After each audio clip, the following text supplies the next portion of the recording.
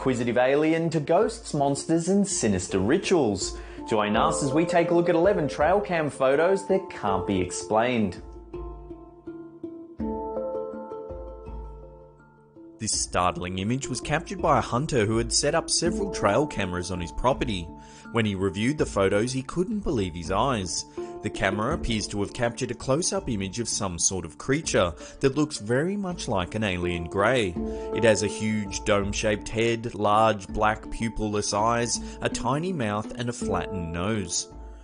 Could this hunter have actually captured an inquisitive alien staring into the lens of his camera? If so, what was the creature doing on the property in the first place, and why is it so fascinated with the camera?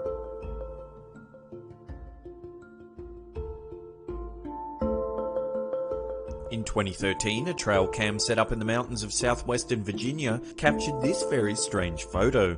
The image shows some sort of unidentified animal rummaging through the fallen debris. It has long, ape-like limbs, no visible tail, and is covered in dark, shaggy fur. When this photo first surfaced, many were quick to suggest that the mysterious creature could actually be a young Sasquatch foraging for food. Some thought it may have been a chimpanzee that had escaped from a local zoo, while others thought it resembled a malnourished bear. The owner of the trail camera, a man by the name of Roger Williams, told a local newspaper that the creature seemed to possess several human-like features.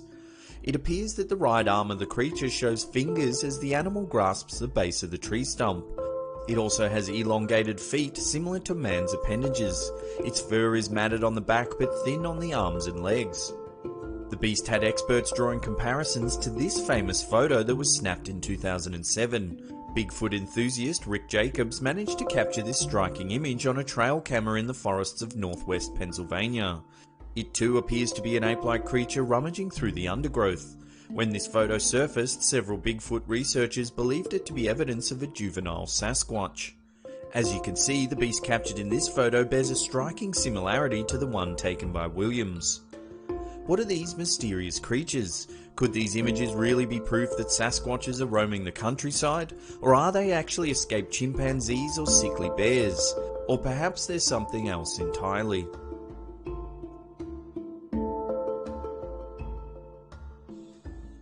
In 2012, these creepy trail cam photos surfaced, said to be taken in Lunenburg County, Virginia. It looks as though they've captured a zombie, possibly even two, stumbling through the thicket in the middle of the night. If you take a closer look at the second image, it appears that the creature closest to the camera has had flesh torn from its chest, exposing the rib cage underneath. The figure has glowing white eyes and looks as though it's screaming. Could this be a real zombie risen from the dead, out looking for human flesh to feast on? Or is it just a well-orchestrated prank? Either way, it makes for a very creepy photo.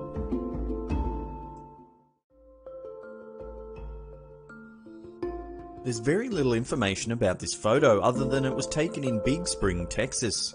It paints a very disconcerting picture nonetheless.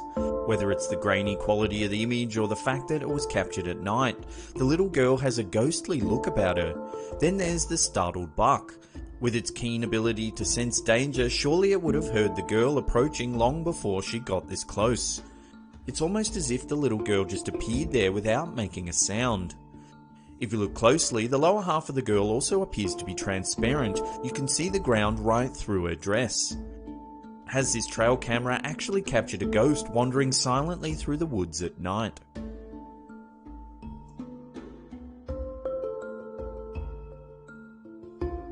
This trail cam photo appears to have captured an old woman wandering through the woods alone in the middle of the night. The fact that the woman is wearing a long white gown has led some to speculate that she might have been a patient in a nearby hospital, perhaps wandering off and getting lost in the darkness.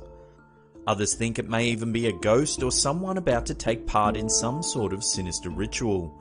Whoever or whatever it is sure makes for a terrifying photo. This woodland trail camera appears to have captured a deer being chased by a flying squirrel. It would seem that the deer had stopped to eat some of the apples on the ground when it became startled and ran. But perhaps there's more to this photo. Could it be that both animals are actually running for their lives? Perhaps they're being chased by something else lurking in the darkness.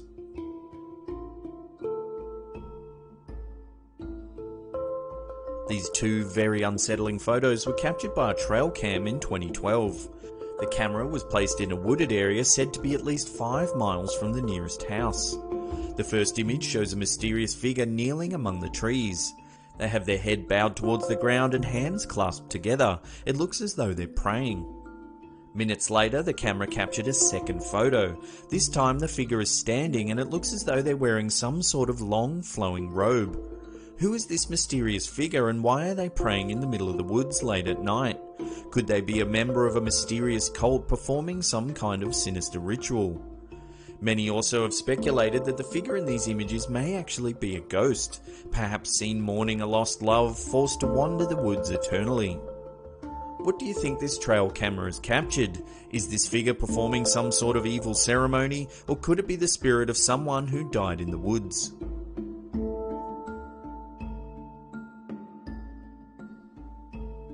These images first appeared on Reddit in 2013. User NoDog11 claimed they were actually taken by his friend's cousin's tree camera. The photos look to show a young child approaching the deer from the right. While many have been quick to dismiss these images as a hoax, experts have noted that the images don't appear to have been manipulated in any way. The genuine reaction of the deer also lends weight to the authenticity of the images, as it appears to spot the approaching figure and run from it. Many have suggested that the figure may not be a human child. The timestamp on the images indicate that they were taken shortly after 4 AM in the morning, so why would a human child be wandering through the woods alone at this hour? This has led to further speculation that the figure may actually be some sort of humanoid creature that is yet to be discovered. What do you think the figure could be? Human child, wandering ghost, or something else entirely? Let us know what you think in the comments section below.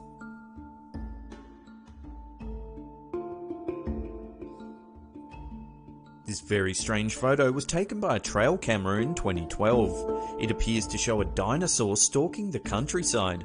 However, there is very little information available about the photo. The creature seen in the image closely resembles a velociraptor, similar to the ones depicted in the original Jurassic Park films. It is now known that actual velociraptors were covered in feathers and were only about the size of a turkey. Without any further information on this photo, it's difficult to speculate any further. However, it's probably likely that it is a fake, maybe a well-constructed model or a clever Photoshop job.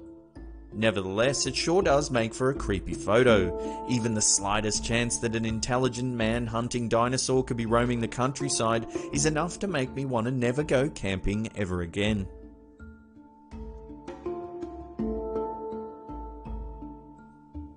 This horrifying photo was recovered from a trail camera destroyed on a private property in Cleburne County, Alabama. The poster claimed that in the 2 weeks prior to the image being found, the property owner had lost 5 pet goats. The photo shows the muscular legs of an unidentified creature. It has long, pointy claws and reddish skin covered in thin, light-coloured hair. The 2 visible feet each have 4 pronounced front toes, which is more akin to some kind of dog rather than a bear. Unfortunately, the head of the creature is invisible in the image, and this is believed to be the only one that was recovered from the destroyed camera. Could this creature seen in this photo be some sort of mutated dog, or could it be something else entirely? What do you think this trail camera has captured? Now, before we get on to the #1 spot and find out exactly what this thing is, remember to hit that subscribe button and turn on channel notifications, because we do videos just like this each and every week, and if you turn on channel notifications you'll be notified about our freshest content. In 2013, a camera that was placed on a deer trail in North Carolina captured this unsettling image. It looks to show a ghost-like girl running through the woods. She is pale and has no definable facial features. Her feet are bare and her arms look long and gaunt. When this image first surfaced, many believed that the figure was indeed a ghost, while others suggested it could be a young girl running away from someone or something. Either way, it definitely makes for a very creepy photo, one that leaves you feeling more and more uneasy the longer you stare at it. Well, there's another episode down. Thank you so much for health and was suffering from forgetfulness prior to the incident. When the police arrived on the scene, they found the lion pacing aggressively and were unable to reach the suspected location of Mr. Abel. The lion was shot with an AK-47 and Abel's body was soon discovered shortly afterwards.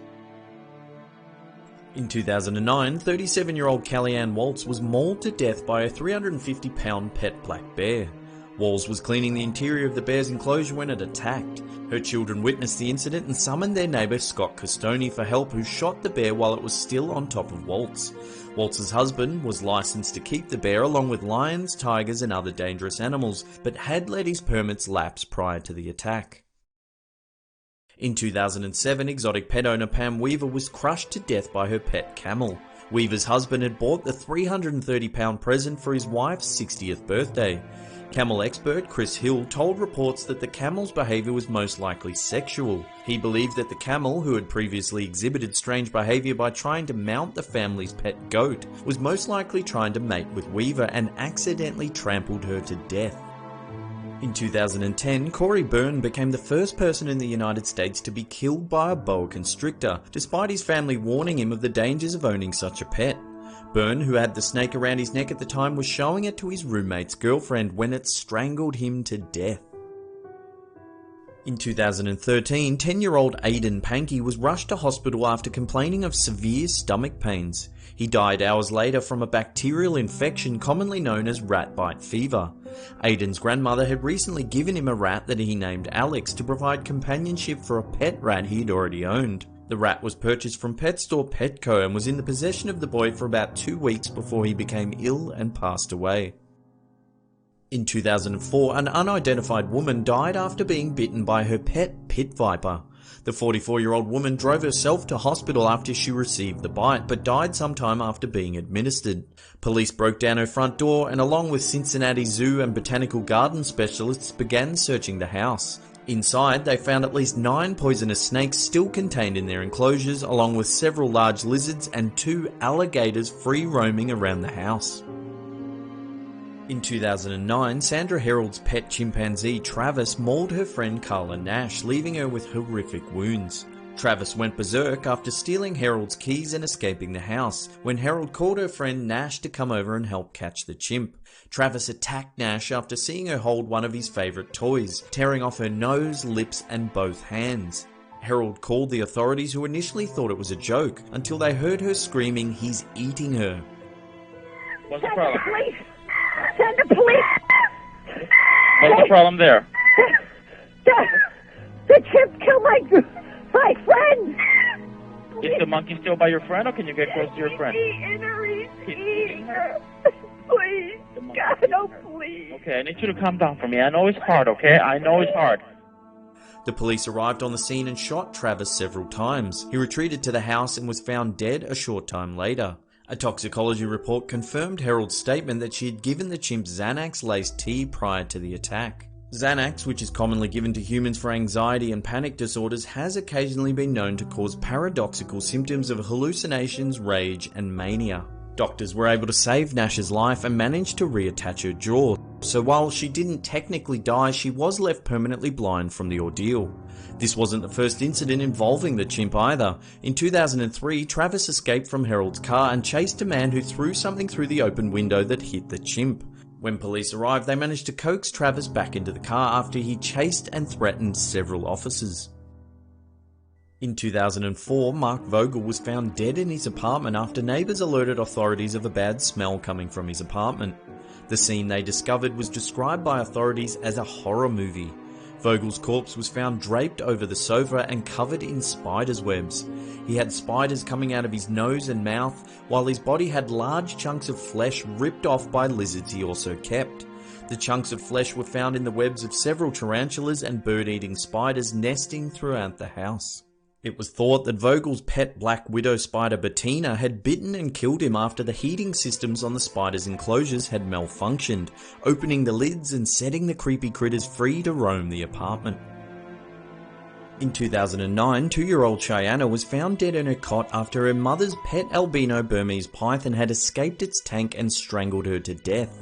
Cheyenne was discovered in her cot with the snake tightly wrapped around her with its fangs embedded in her forehead. The 8-foot 6-inch snake had escaped its enclosure at least 5 times in the 4 weeks prior to the incident. Investigators said that the python had not been fed for over a month and was severely underweight. The snake's owner, Jaren Hare, and her partner Charles Darnell were sentenced to 12 years in prison after they were convicted of third-degree murder, manslaughter, and child neglect. Well, that's it for this episode. Thank you so much for watching. If you're enjoying our content, remember to hit that thumbs up button in appreciation. It really helps us out. Now, after this video goes live, I'll be sitting in the comment section below for 1 hour answering all your questions. Now, I have a question for you lot. What would you rather? Would you rather have a snake twist around and strangle you to death, sinking its fangs in your forehead? Or would you rather a family of spiders nesting in the skull and nose and ears of the corpse that you've left behind? Let us know in the comment section below and we'll chat about it. See ya! Pew!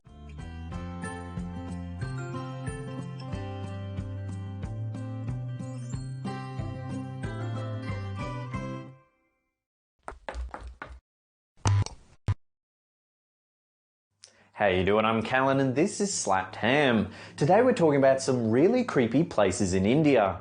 From a wizard that cursed an entire fort to ruin to an allegedly haunted witch's haven. Join us as we take a look at the 10 most haunted places in India. And before we get into it, remember to hit that subscribe button for more creepy content just like this. The 33rd tunnel of the Shimla-Kolkata train line is thought by many to be haunted. The tunnel is old and dark, and some visitors say they felt very uncomfortable while visiting it. It's as though they're being watched by some unseen force from the shadows of the abyss. Captain Barrog, who was a British engineer in charge of the construction of the shaft in 1898, struggled to manage the project. Due to a variety of problems such as poor management, money and exceeded deadlines, he was unable to finish the build. The construction company back in Britain that was responsible for the rail line ended up fining Captain Barrog for his negligence. In effect, this ruined Barrog's career and left his reputation in tatters. So much so, he ended up killing himself out of disgrace. Due to the horrific nature of his death, some say his spirit lingers on in the 33rd tunnel of the Shimla-Kolkata train line, destined to haunt the area for all eternity. However, there are reports that the captain's spirit isn't an angry one. Some locals have been seen chatting to thin air as though in conversation with this benevolent ghost. While the captain's lingering spirit may be seen as good, there are tales of slightly more sinister hauntings around the area. Some have witnessed a woman covered in blood, screaming, rushing inside the shaft and then disappearing. When witnesses run to help, there's no evidence of a woman whatsoever. Perhaps it's a sign of a tragic event, a soul that cries out for help, begging for resolution. Just like the previous story, many paranormal events throughout India tell of good spirits that intend to help those in need. One such story follows the wife of a British Army officer, Mary Rebecca, who was near the end of her pregnancy when she suddenly became ill and perished. She was buried in Dagshire Cemetery. As a memorial, Rebecca's husband, British Major George Oswald Weston, created a marble statue of a woman and her baby receiving blessings in the lap of an elf. The pleasant sculpture is thought to bring good luck. Some wives of Indian Army officers believe the marble sculpture brings fertility and good fortune, bestowing all those who visit a healthy baby boy. Next up on the list of top places in India to see paranormal beings, particularly in the north, is the GP block in Meerut in the state of Uttar Pradesh, India. The dilapidated block of buildings are commonly viewed in a reluctant light due to the copious ghost sightings. Many residents have seen visions of maids in red gowns and souls of men drinking inside the block. They say the men sit around a single candle in the shadows of the abandoned building. The strange thing is that none of the bystanders can make out the proper identity of these beings. The alleged ghosts often vanish right as people approach them. Villagers are too frightened to walk the path that trails past these old, overgrown houses. Countless reports have been filed with the police saying that there are trespassers living in the buildings. But every time they've been investigated, there's no evidence at all that people are squatting in the abandoned houses. The Writers' Building is a secretariat building located in West Bengal's capital city of Calcutta. It was the site of a gruesome shootout in 1930, in which 3 Indian patriots gunned down Colonel N.S. Simpson, a notoriously brutal Inspector General for the police. It was a potent political statement aimed at the British government, warning that their rule in India was coming to an end. Legend has it that the Colonel's ghost lingers on in the darkened halls of the Writers' Building. Employees often report horrible shrieks coming from empty rooms. Banging and loud, inexplicable footsteps are almost a common occurrence. Some of the rooms, particularly on the 3rd floor, have interns working here spooked. Every time they enter the stationery supply room, they report feelings of dread wash over them. Nausea and headaches often follow, then a sense of malaise seems to latch onto them for up to several days. Locals consider the building one of the most haunted places in India and often avoid visiting if possible. In 2002, it was reported that a burglar found 3 dead bodies in a house known as Kundanbag in Hyderabad, India. A local newspaper said that the burglar snuck into the 2-level house looking for valuables to steal, when he discovered 3 corpses in the master bedroom. Terrified by what he had found, the burglar admitted to police about what he had done just so he could alert them about the bodies. Police identified the bodies to be a mother and her 2 daughters who owned the property. Forensic records confirmed the time of death to be about 6 months before the burglar had entered the house. Interestingly enough, the next-door neighbours claim to have seen the mother and her 2 children roaming around the deck and burning torches in the home regularly at midnight, right up to the day the burglar entered the premises. Locals say that the family kept to themselves and rarely ventured outside their property. Neighbours said they saw the 2 young daughters playing with a bottle of blood in their front yard. Others think strange rituals were performed in the house, leading some to speculate that the mother was a witch. Sometime after the incident, 2 men got into a motorbike accident out the front of the property when their headlights inexplicably turned off, causing the crash. They said a very eerie feeling came over them as they noticed the large gate that protects the Kundanbag mansion. The property now sits abandoned and overgrown. Police conduct regular patrols to make sure no one enters the site. Mulcha Mahal is an ancient hunting ground built in 1325 by Firuz Shah Tughlaq. During the early 1980s, a bitter legal battle began between Princess Wilayat Mahal, part of the last of the descendants from the noble bloodline of Oud, and the Indian government. The local government seized ownership of Mulcha Mahal, but Princess Mahal claimed that she was the rightful owner of the property. After a lengthy 7-year dispute, the princess was finally awarded rightful ownership. This is where things go a little strange. Over the years, the once royal estate had become overgrown and dilapidated. Several of the buildings on the property were all but in crumbling ruin. Trees had grown through roofs and roots had displaced floorboards and tiling. It was hardly fit for a princess and her family. Despite the state of the property, Princess Mahal moved in with her 2 daughters. They lived a secluded existence away from the public eye without modern comforts and no electricity. Little is known about what took place over the subsequent years, but locals believe the princess slowly turned mad. On the 10th of September 1993, Princess Mahal committed suicide at the age of 62 by consuming crushed diamonds. The daughters placed the body of their dead mother upright at the study desk, leaving it there for 10 days. Since the incident, locals have reported strange sightings in and around the property. They say they've seen shadow figures moving around inside the buildings, lights turning on and off, despite the property being completely deserted. One young boy said he saw Princess Mahal standing in the driveway of the estate. She stared at him blankly, turned around, took several steps, then vanished into nothing. Ramoji Film City in Hyderabad, India is an enormous film studio complex spread over 1,666 acres. It's used by dozens of production crews and is considered one of the most haunted places in India. Legend has it that the city is built on an ancient war ground where thousands of soldiers lost their lives. Today, visitors report the sound of marching footsteps and loud battle cries coming from nowhere. The distinct clash of steel swords can often be heard in one of the courtyards of the property. One actress fell into hysteria after she claims to have seen a man standing behind her in the mirror. She said he was wearing traditional attire and was grinning eerily at her. When she screamed, nearby members of the crew rushed in to see the actress trembling on the ground. She said a man was in the room, but after an exhaustive search, no one could be found. Film crews often report inexplicable equipment failure. Stage lights have been known to crash to the ground despite numerous safety checks. Lighting crews say they're worried for their safety. Some have said they've felt strong pushes in the back when working high up in the rafters. An unusual amount of stuntmen have suffered near-fatal wounds while working in the Ramogi film city. Females particularly seem to experience eerie things while on the property. Some have said they've felt their dresses being ripped off by a mystical energy or have been locked in rooms from the outside. There's even been ancient languages found scrawled on mirrors and walls with no explanation. Tourists now flock to the city in a hope to see or experience something in the realm of the paranormal. The Savoy Hotel in Mussoorie, India is a stunning luxury hotel that is believed to be haunted.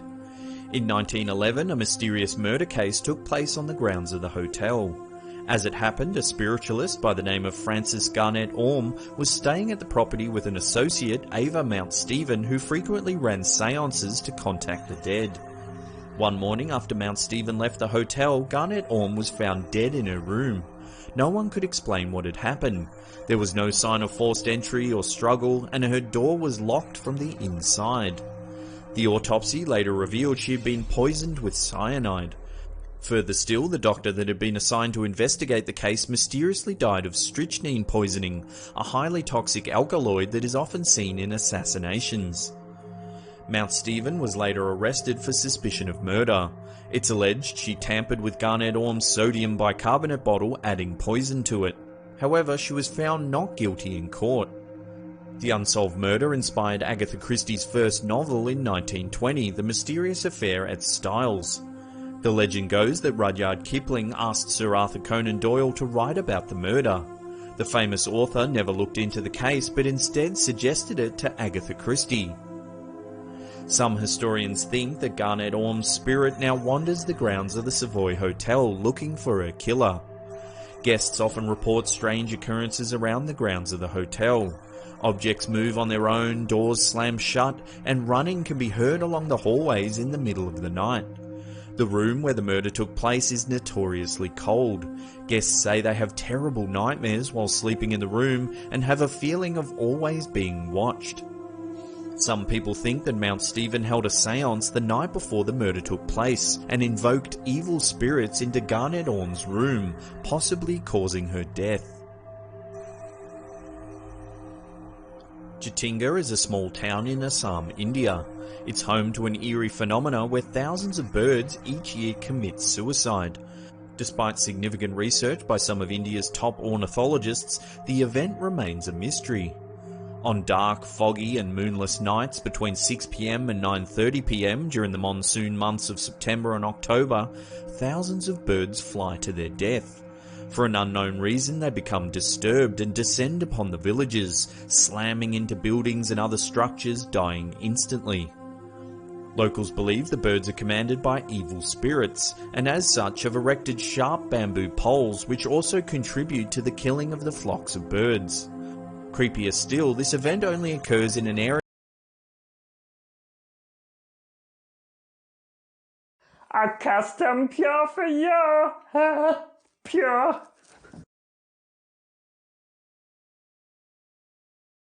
100 by 200 meters. Experts have suggested that the birds become disorientated in the fog and are attracted to the lights of the village.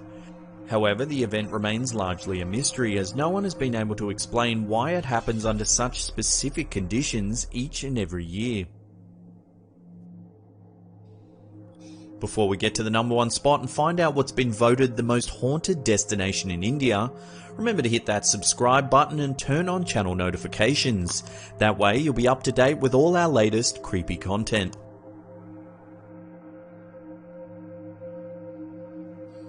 Bangar Fort in Rajasthan is often voted as the most haunted place in India and has become a major tourist destination for those seeking paranormal experiences.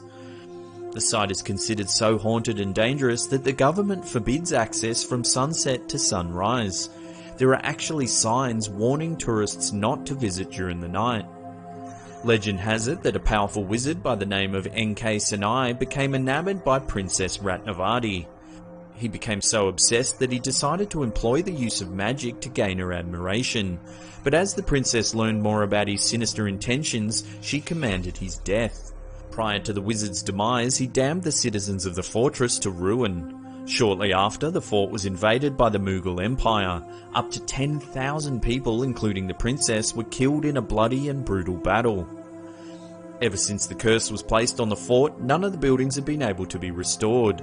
Every time a roof is placed on any part of the fort, it mysteriously collapses, often injuring workers.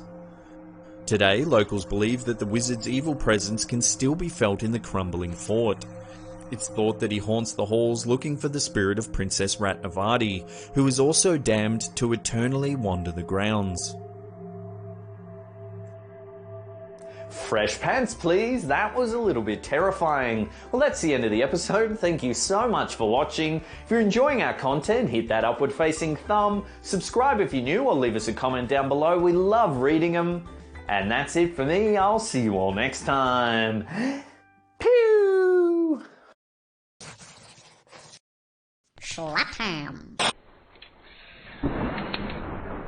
5 ghostly spirits caught on camera. From a man getting possessed in a convenience store to a poltergeist tearing an office apart. Join us as we take a look at 5 pieces of creepy ghost footage caught on CCTV. There's very little information available about this video. If anyone knows anything, please let us know in the comments section below.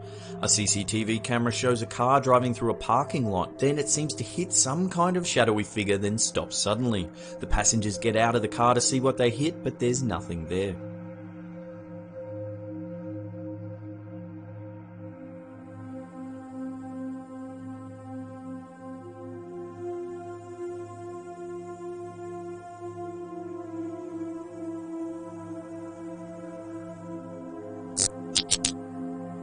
Here's some shocking footage caught on CCTV. It appears to show a man being possessed by a demon or spirit. It's easy to dismiss this footage as a man having some kind of seizure, but watch closely as something reflects off the glass door, then things inexplicably fall off the shelf.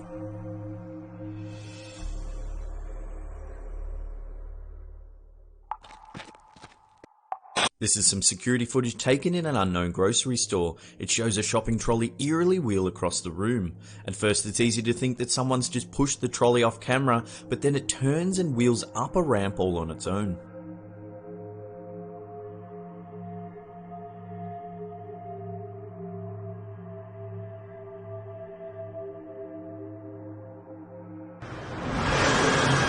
Located in Bolton in Greater Manchester, the Ye Old Man and Scythe pub is one of the oldest public houses in England, built way back in 1251.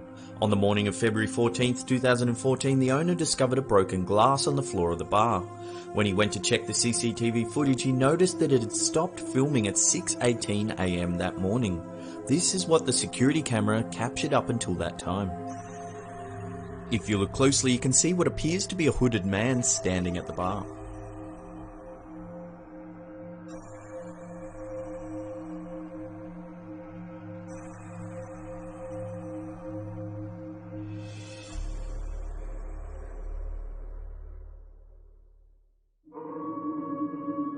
During the night of November 1st, 2012 at the Castlefield House in Manchester, CCTV footage captured some terrifying events. As guards reviewed the security tapes, they witnessed some kind of poltergeist rip through the office building.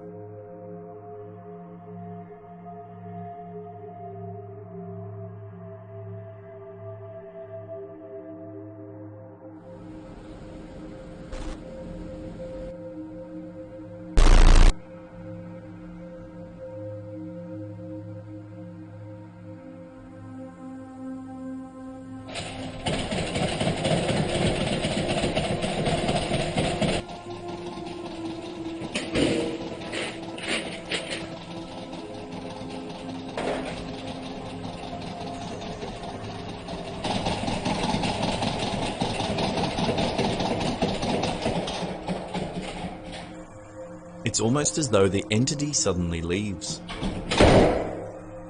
Then everything in the office returns to normal.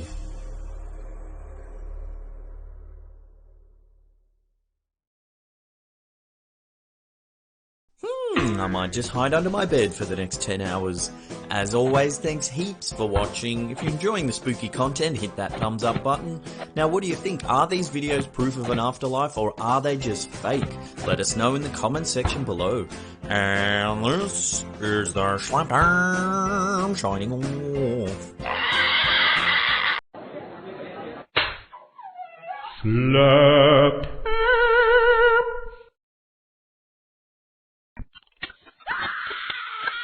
10 creepy video game glitches you have to see. Video games are meant to be a safe haven, a sanctuary from the terror of the outside world where players can roleplay in a secure environment. Sometimes though it can all go terribly wrong. Sometimes the game glitches out, then you're all alone in a dark room with some freaky mannequins or a disfigured donkey lady. So get ready as we count down the top 10 creepy video game glitches. The Ghosts of Halo. The Ghosts of Halo are unidentified players that spawn out of nowhere during multiplayer games. These rare and bizarre sightings have been known to occur in Halo 2, Halo 3 and Halo Reach. These ghostly characters don't have gamer tags and don't appear on the scoreboard. They tend to move erratically and can be aggressive if provoked. So what causes these spectral characters to haunt the halls of Halo? Some gamers have speculated that it may be due to heavy traffic on a network or extreme lag. However, there's been no official explanation. Is Minecraft haunted? Herobrine is a mysterious character said to haunt the depths of Minecraft. He is portrayed as a non-playing character, appears to have the default skin type with ghostly all-white eyes. A creepypasta evolved out of a thread that was first posted on the Minecraft forums on August 30th, 2010. It suggests that Minecraft's creator Notch had a brother who passed away. Oh, thanks, mate. Bloody ripper. Gamer tag Herobrine. Could Notch's brother be haunting Minecraft? Notch sent a tweet denying that Herobrine was in the game and that he doesn't have a dead brother. Then, on May 31st, 2011, patch notes were released that explicitly stated, "Removed Herobrine." Doc Mitchell Demon Spawn. At the beginning of Fallout New Vegas, there is a scene with a character named Doc Mitchell. In a few early builds of the game, as the character babbled some exposition, you'd be forgiven for thinking you've slipped into an acid-induced nightmare. Doc Mitchell's head would slowly turn a full 360 degrees, he'd float at you in this sort of awful half squat with a melted neck, all the while calmly explaining the storyline as if nothing's happening. The Pokemon Suicides. This one's not so much a glitch as it is an urban legend. Lavender Town is a game area in Pokemon Red and Green where Pokemon are buried after they die. The town's music is a haunting tune that is said to cause children to commit suicide. The Lavender Town Syndrome refers to a peak in child suicides in ages ranging from 7 to 12. It is said to have occurred exclusively in Japan after the release of the game on February 27th, 1996. While this sensational story does make the skin crawl, its origins can be traced to a creepypasta that was uploaded to Pastebin on February 21st, 2010. So thankfully, Japanese children probably weren't killing themselves en masse after listening to this creepy tune. Ghost cars of GTA San Andreas. So this guy's just chilling, flying around the woods at night with his jetpack, nothing unusual. Then out of nowhere, this ghost car manifests and rolls down the hill. According to Crack.com, the glitch occurs when roaming the hilly country areas of the game. As cars only spawn in the immediate vicinity of the player, they can often appear and just roll down a hill until they hit something. Super creepy. The Sims 3 Creepy Babies. This first demon child can sometimes happen when customizing a baby's outfit. Marvel at its long, slender digits and groin face. What mother wouldn't swoon over this gentle creation? Next up, we have a baby stick. Yep, that's right, that long rod there is actually a cute little bubba. No. And lastly, we have a rather disturbing glitch that demonstrates how not to hold your baby. The Karazhan Crypt. Back in the days of Vanilla WoW, there was an area that was off limits to all but a select few players. It was filled with intense scenes of torture, so much so that the developers at Blizzard eventually blocked it off permanently. In the village surrounding Karazhan, there was a crypt locked shut by a gate. By exploiting different spells like Polymorph, you could slip through the metal bars and gain entrance. What waited beyond that gate further down into the crypt were scenes of gruesome suffering. Piles of human remains, bloated corpses chained, floating in murky green water. This is the crypt of the upside down sinners, persecuted souls left to rot in the depths of an off-limits gaming area. Sherlock Holmes and the Case of Creepy Watson. Here's some unsettling footage taken from a demo of the game Sherlock Holmes Nemesis. Watson's character wasn't programmed to have walking animation, which causes him to appear behind you like Slender Man.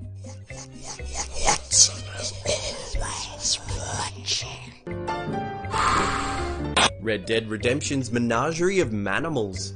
Throughout Red Dead Redemption, there are a series of glitches that seem to morph non-playing characters with animals. No one seems to know how to replicate these ghastly glitches, but you can't deny these defects are hilarious and often unsettling. First up is this terrifying pig man. He's wearing a dapper suit, has a swollen animal face, and squeals like a pig when shot.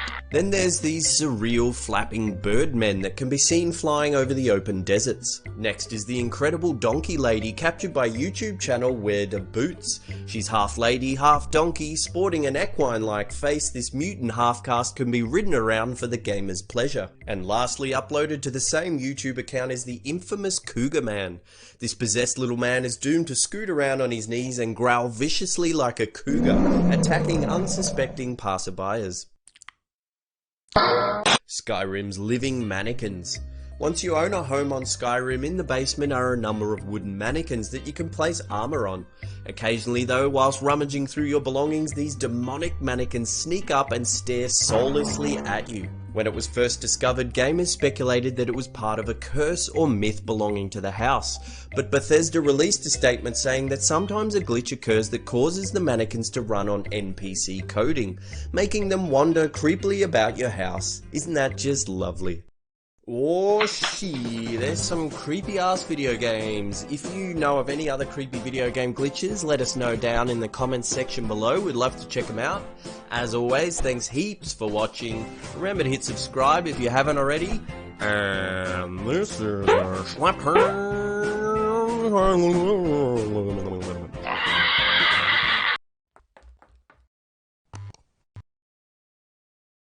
The following photos are all hiding dark secrets. From kidnapped North Korean filmmakers to a 5-year-old mother and her baby. Join us as we take a look at 10 real photos that are hiding dark secrets.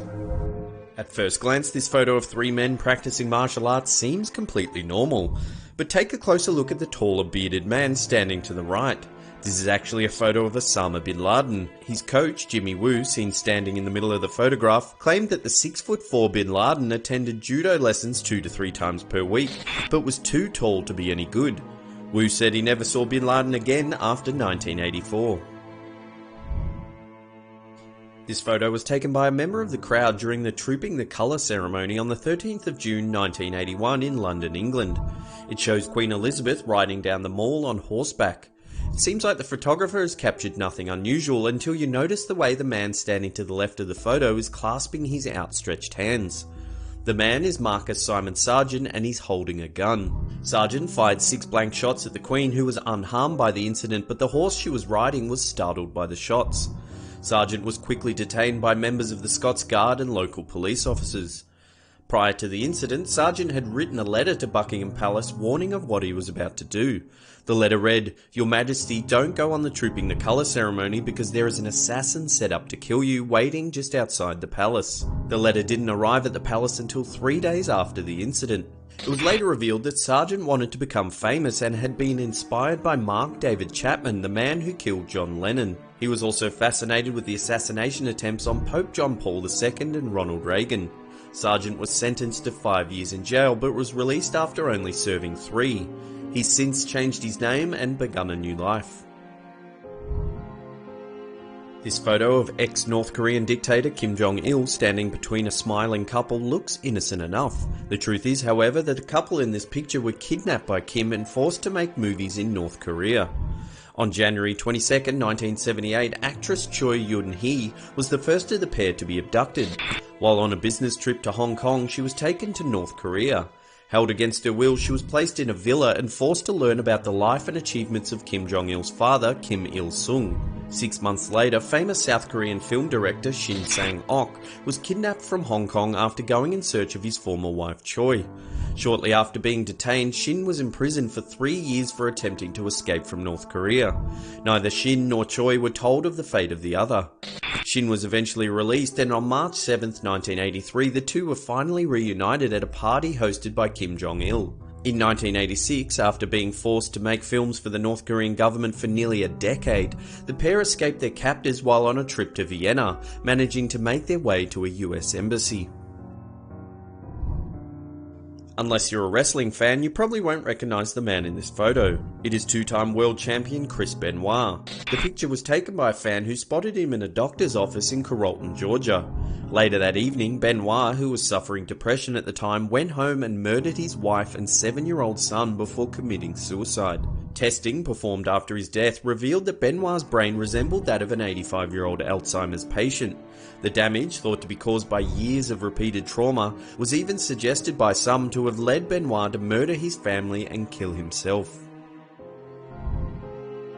Taken in 1939, this photo appears to show a nurse introducing a newborn baby to their sister for the first time. The truth is, however, the 5-year-old girl lying in bed is actually the mother of the newborn baby boy. Originally thought to have a tumour, Lena Marcela Medina was taken to hospital by her parents after suffering from increased abdominal swelling. Following extensive testing, the doctors confirmed that she was in fact 7 months pregnant. At the age of 5 years, 7 months and 21 days, Medina became the youngest known person in history to give birth, when her son was born by caesarean section on the 14th of May 1939. Her son, named Gerardo after her doctor, was raised until the age of 10 believing that Medina was his sister. It was discovered that Medina's body had undergone sexual maturation at an abnormally young age, a condition known as precocious puberty. Medina's father, Tiburello Medina, was arrested on suspicion of child sexual abuse, but was later released due to lack of evidence. Medina never revealed who the father was, and his identity has never been discovered. In 1972, Medina had her second child, a boy, some 33 years after giving birth to Gerardo. Gerardo died in 1979 of bone disease. He was just 40 years old. This photo was taken during World War II. By the looks on the boys' faces, conflict seems to be the last thing on their mind. The truth is that this moment spent patting a puppy with friends was probably a welcome distraction for what was about to come. The boy in the middle is 17-year-old Yukio Araki, and he was killed the following day. Araki was one of the youngest kamikaze pilots of World War II. He met his end when he flew his twin-engine Takikawa Ki-54 training aircraft into the USS Brain on May 27, 1945, killing 66 of its crew. In accordance with the custom of the kamikaze pilots, Araki clipped his fingernails and cut off a lock of his hair prior to the mission. They were sent to his parents along with a note that read, "Please find pleasure in your desire for my loyalty to the Emperor and devotion to parents. I have no regrets, I just go forward on my path." This photo was taken on the 6th of July 1944. The clown seen to the right of the image is Weary Willie, a famous character played by circus performer Emmett Kelly. He is carrying a bucket of water in one hand as he heads towards a fire. One of the worst fire disasters in the history of the United States, the Hartford Circus Fire, occurred during an afternoon performance of the Ringling Brothers and Barnum and Bailey Circus. As many as 8,000 people were on hand to see the show when a fire broke out near the entrance to the Big Top 20 minutes into the performance. The flames spread quickly, engulfing the tent roof, which was treated with paraffin wax and gasoline, a common waterproofing method at the time. The fire killed 167 people, most of whom were women and children. Kelly, through his quick thinking, managed to save many of the spectators by lifting up the side of the tent and guiding them outside to safety. This is a photo taken outside the Field Marshal's Hall in Munich, Germany, sometime after 1933.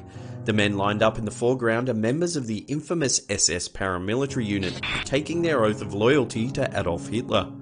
The SS and its subdivisions were responsible for policing the German people, enforcing Nazi ideology and running the concentration and extermination camps where an estimated 5.5 to 6 million Jews along with millions of other victims were killed. At the time, all citizens that passed by the Field Marshal's Hall were expected to salute, but those that wanted to bypass the monument could take a nearby street that became known as Shirker's Lane. This is a still taken from an episode of The Dating Game in 1978. The smiling couple are bachelorette Cheryl Bradshaw and Rodney Alcala, the man who beat the other contestants to win a date with Bradshaw. After the show, despite the initial on-camera smiles, Bradshaw decided not to go out with Alcala, saying she found him creepy. Breaking her date with Alcala may have actually saved her life. Alcala was accepted to appear on The Dating Game despite being a convicted rapist and registered sex offender. Unbeknownst to all, the extent of his crimes were far worse. Rodney Alcala was actually in the middle of a murder spree. It wasn't until Alcala was arrested the following year and found guilty of the murder of 12-year-old Robin Samso that the horrific truth finally came out. After an extensive investigation, Alcala was officially charged with 7 counts of murder, committed between 1971 and 1979. However, one homicide investigator familiar with the evidence speculated that the majority of his murders may have gone unsolved. He estimated that Alcala may have killed as many as 50 women, while others have claimed his murder count may be as high as 130. Joe Villapiano was out hiking with his girlfriend Nicole Gergen and brother-in-law Peter Biava when he took this photo of the surrounding bushland. Unbeknownst to Villapiano at the time, he had also photographed another hiker, one barely conscious and clinging to life. The previous day, 22-year-old Sailor Juliams had fallen, fracturing her leg. Her friend, Brendan Vega, who was with her at the time, tried to carry her. He also fell, breaking his elbow and breaking Juliams' ankle. Unable to move, Juliams lay there while Vega went for help. By the time the hikers came through the following day, Juliams was almost unconscious, in pain and exhausted from yelling. It wasn't until Villapiano's girlfriend, Nicole Gergen, noticed Juliams' red hair that they knew someone was down there. Gergen, a fourth-year resident in pediatrics at Hasbro Children's Hospital in Rhode Island, could see Juliams was badly injured and needed immediate medical attention. The group managed to call for help and Juliams was airlifted to Cottage Hospital in Southern California. 2 days after being rescued, Juliams received the terrible news that her friend Brendan Vega had been found dead. It was thought he fell while attempting to get help. Well, that's it for this episode. Thank you so much for watching. If you can't get enough of the creepy photos, head on over to one of these 2 playlists right there. You'll definitely get your creep fix. Remember to follow us on all our social medias at SlapCam. And that's it for me. I'll see you all next time. Pew! Slap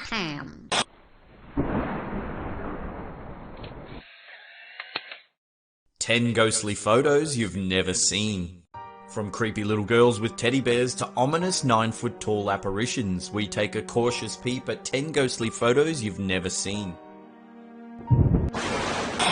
The White Lady of Worstead Church. In 1975, Peter Berthelot took this photo of his wife Diane on a trip to Worstead Church in Norfolk, UK. The couple didn't notice the mysterious figure sitting behind Diane until a friend pointed it out after flipping through some photos some months later. The following year, the couple returned to Worstead Church where they showed the photo to Reverend Pettit, the church vicar. Reverend Pettit immediately recognised the apparition as the White Lady, a ghostly resident of the church who had been in the area for more than 100 years. Phantom of the Philippines. Little is known about this photo taken in Manila, Philippines. The 2 girls pictured claim that no one was around at the time the photo was taken and that it is not double exposure.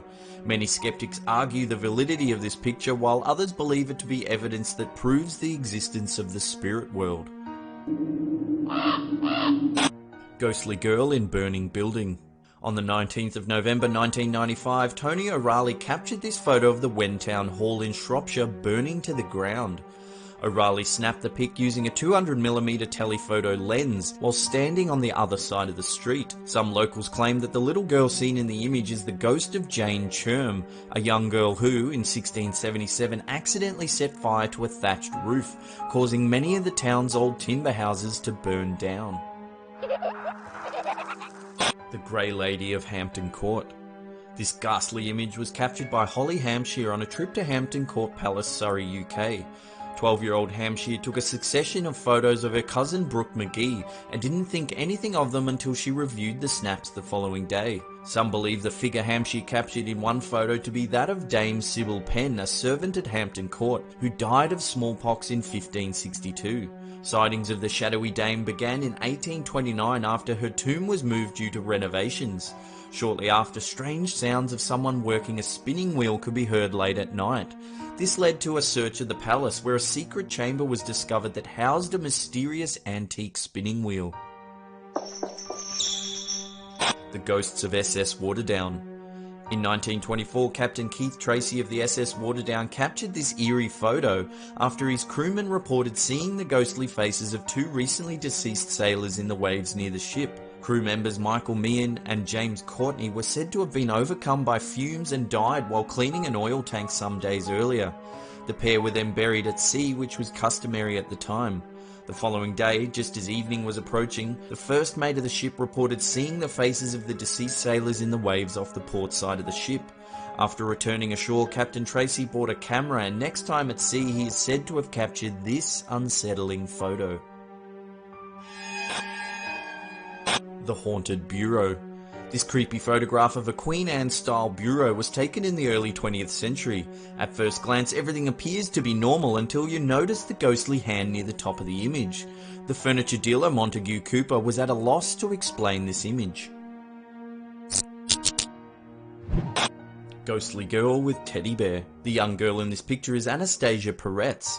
Many years after this photo was taken, Peretz was looking through one of her old photo albums when she came across this image and noticed something very unsettling. The ghostly girl with a teddy bear opening the bedroom door behind her to get a closer look. Spectre of Newby Church.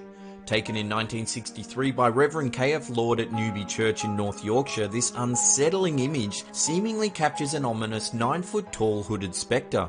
Some have proposed that the image may be of a 16th century monk with a white shroud over his face to hide a bad case of leprosy or some other disfigurement. Many photographic experts have studied this ghostly photo only to conclude that it's not a result of double exposure. Just take a close look at the way the figure's black cloak drapes perfectly over the altar stairs. Ghostly photobomb. In 2014, two young UK women took a Halloween selfie which later revealed a terrifying photobomber. After uploading this photo to Snapchat, Kaylee Atkinson rang her friend Victoria Greaves and told her to take a closer look at the photo they'd taken earlier that evening. The picture scared one of the girls so much that she immediately deleted the image from her phone. The two girls claimed there was no one else in the bar at the time this photograph was taken. The Pink Lady of Greencastle. This photo taken by Guy Winters at the O'Hare Mansion in Greencastle, Indiana, appears to show the ghostly apparition of a lady looking out from one of the upstairs windows. Winters, a paranormal photographer, went to investigate after reports of paranormal activity in the abandoned house. Winter claims that the figure's image could not be seen in the window at the time the photo was taken, and only appeared once the photo was developed. An analysis of the film's negative also revealed the ghostly vision. Oh my god, someone send me trousers for I have soiled them out of terror. As always, thanks heaps for watching. Remember to give this video a thumbs up because it lets us know you're enjoying the content. Subscribe if you haven't already because we have new stuff coming out every Thursday, 3 PM Pacific Standard Time.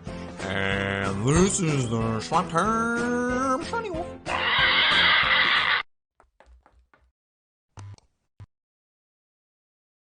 How you doing? I'm Callan and this is Slapped Ham. Today we're looking at demon photos.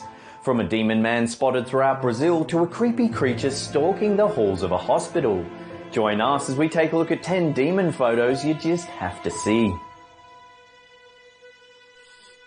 This photo was taken sometime in the late 90s at a wedding reception in Aurora, Minnesota.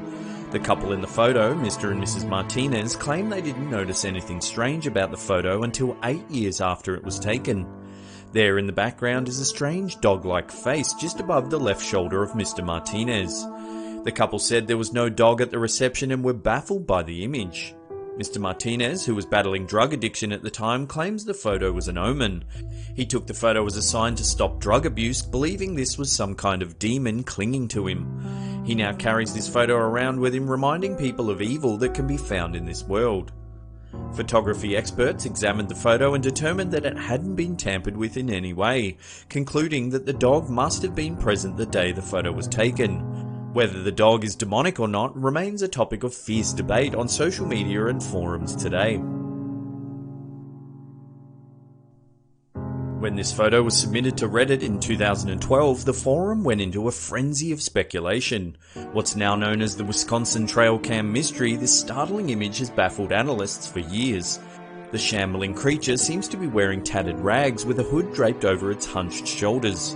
Some have noted the footprints running across the ground as if the beast is tracking them. There's been no reasonable explanation for this image. Opinions range from a demon to a zombie or even a lost soul forced to eternally wander the woods. Some have said that it's a smear on the lens of the camera or just a person with a sheet draped over them. Whatever the case may be, this is one of the most baffling demon photos ever taken. In late 2015, unusual photos began appearing in Brazil. People all over the country were reporting sightings of a strange demon-like man. Some even described the creature as a werewolf.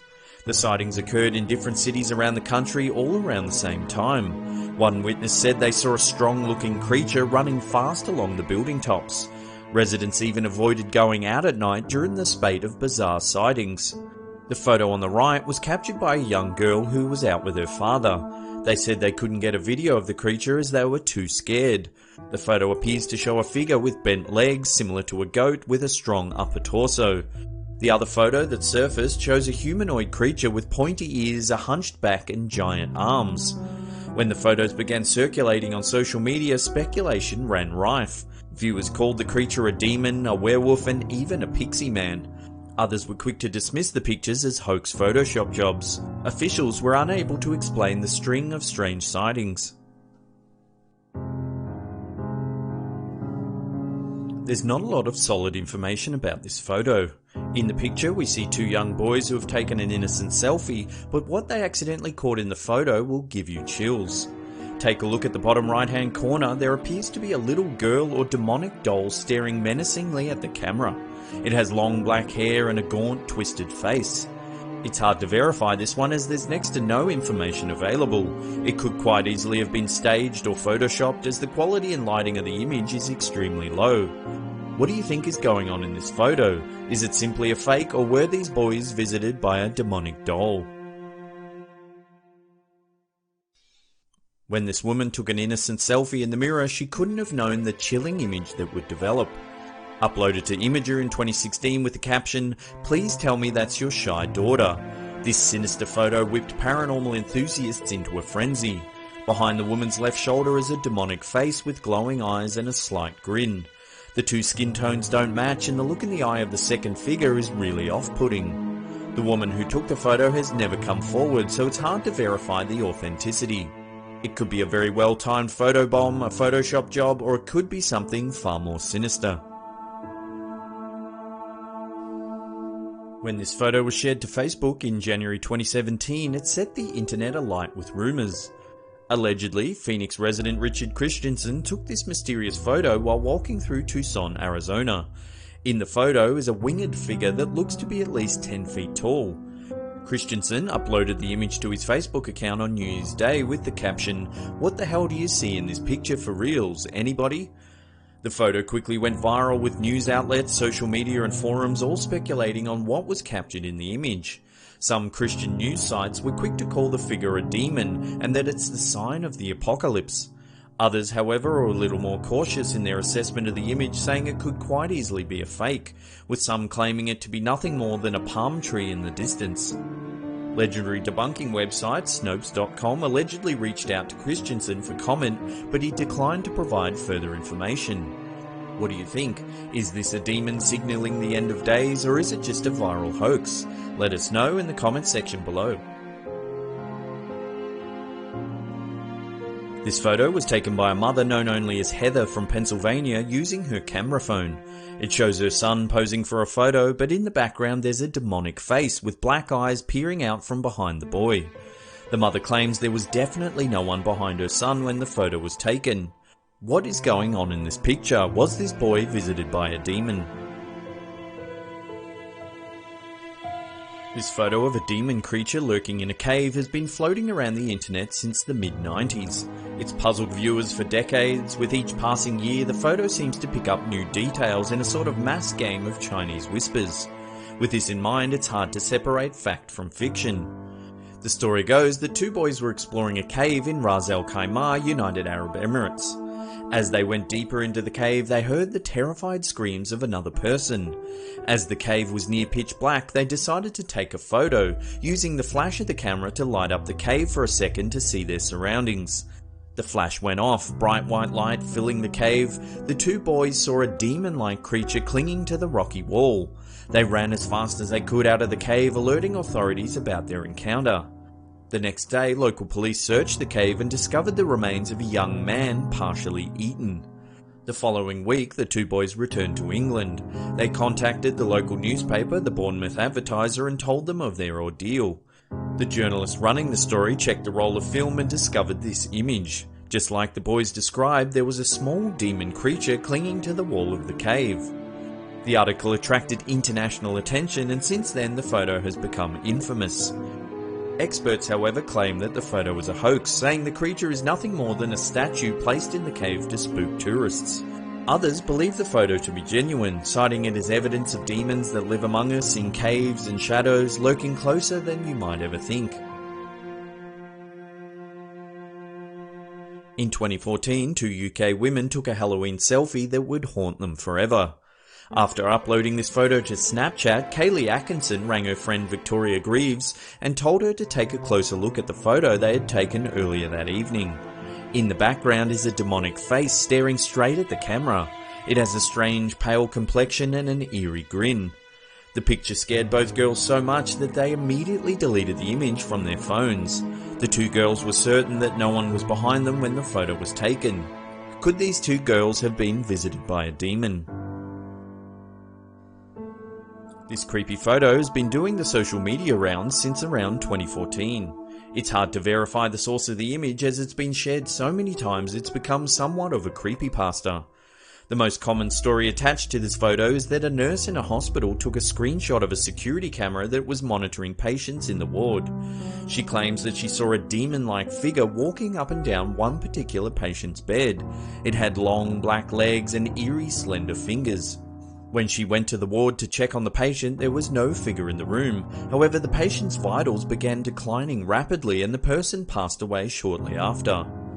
Folklore often tells of strange sightings in hospitals, dark figures lurking in the periphery, perhaps waiting to take the souls of the recently deceased. When the photo went viral across social media, debunkers got to work analysing the image. As the quality of the original photo is low, it's hard to break the image down. One commentator thought that it's merely a series of objects compiled together on a strange angle that gives the effect of a lurking creature, while others believe the image to be genuine, saying that this could actually be evidence of a demon collecting the souls of the sick and frail. Well, that's the end of the episode. Thank you so much for watching. If you're new to the channel, why not hit that subscribe button? We do videos just like this each and every week. If you've been around a little while, hit that bell icon so you get notifications about all our latest content. And that's it for me. I'll see you all next time.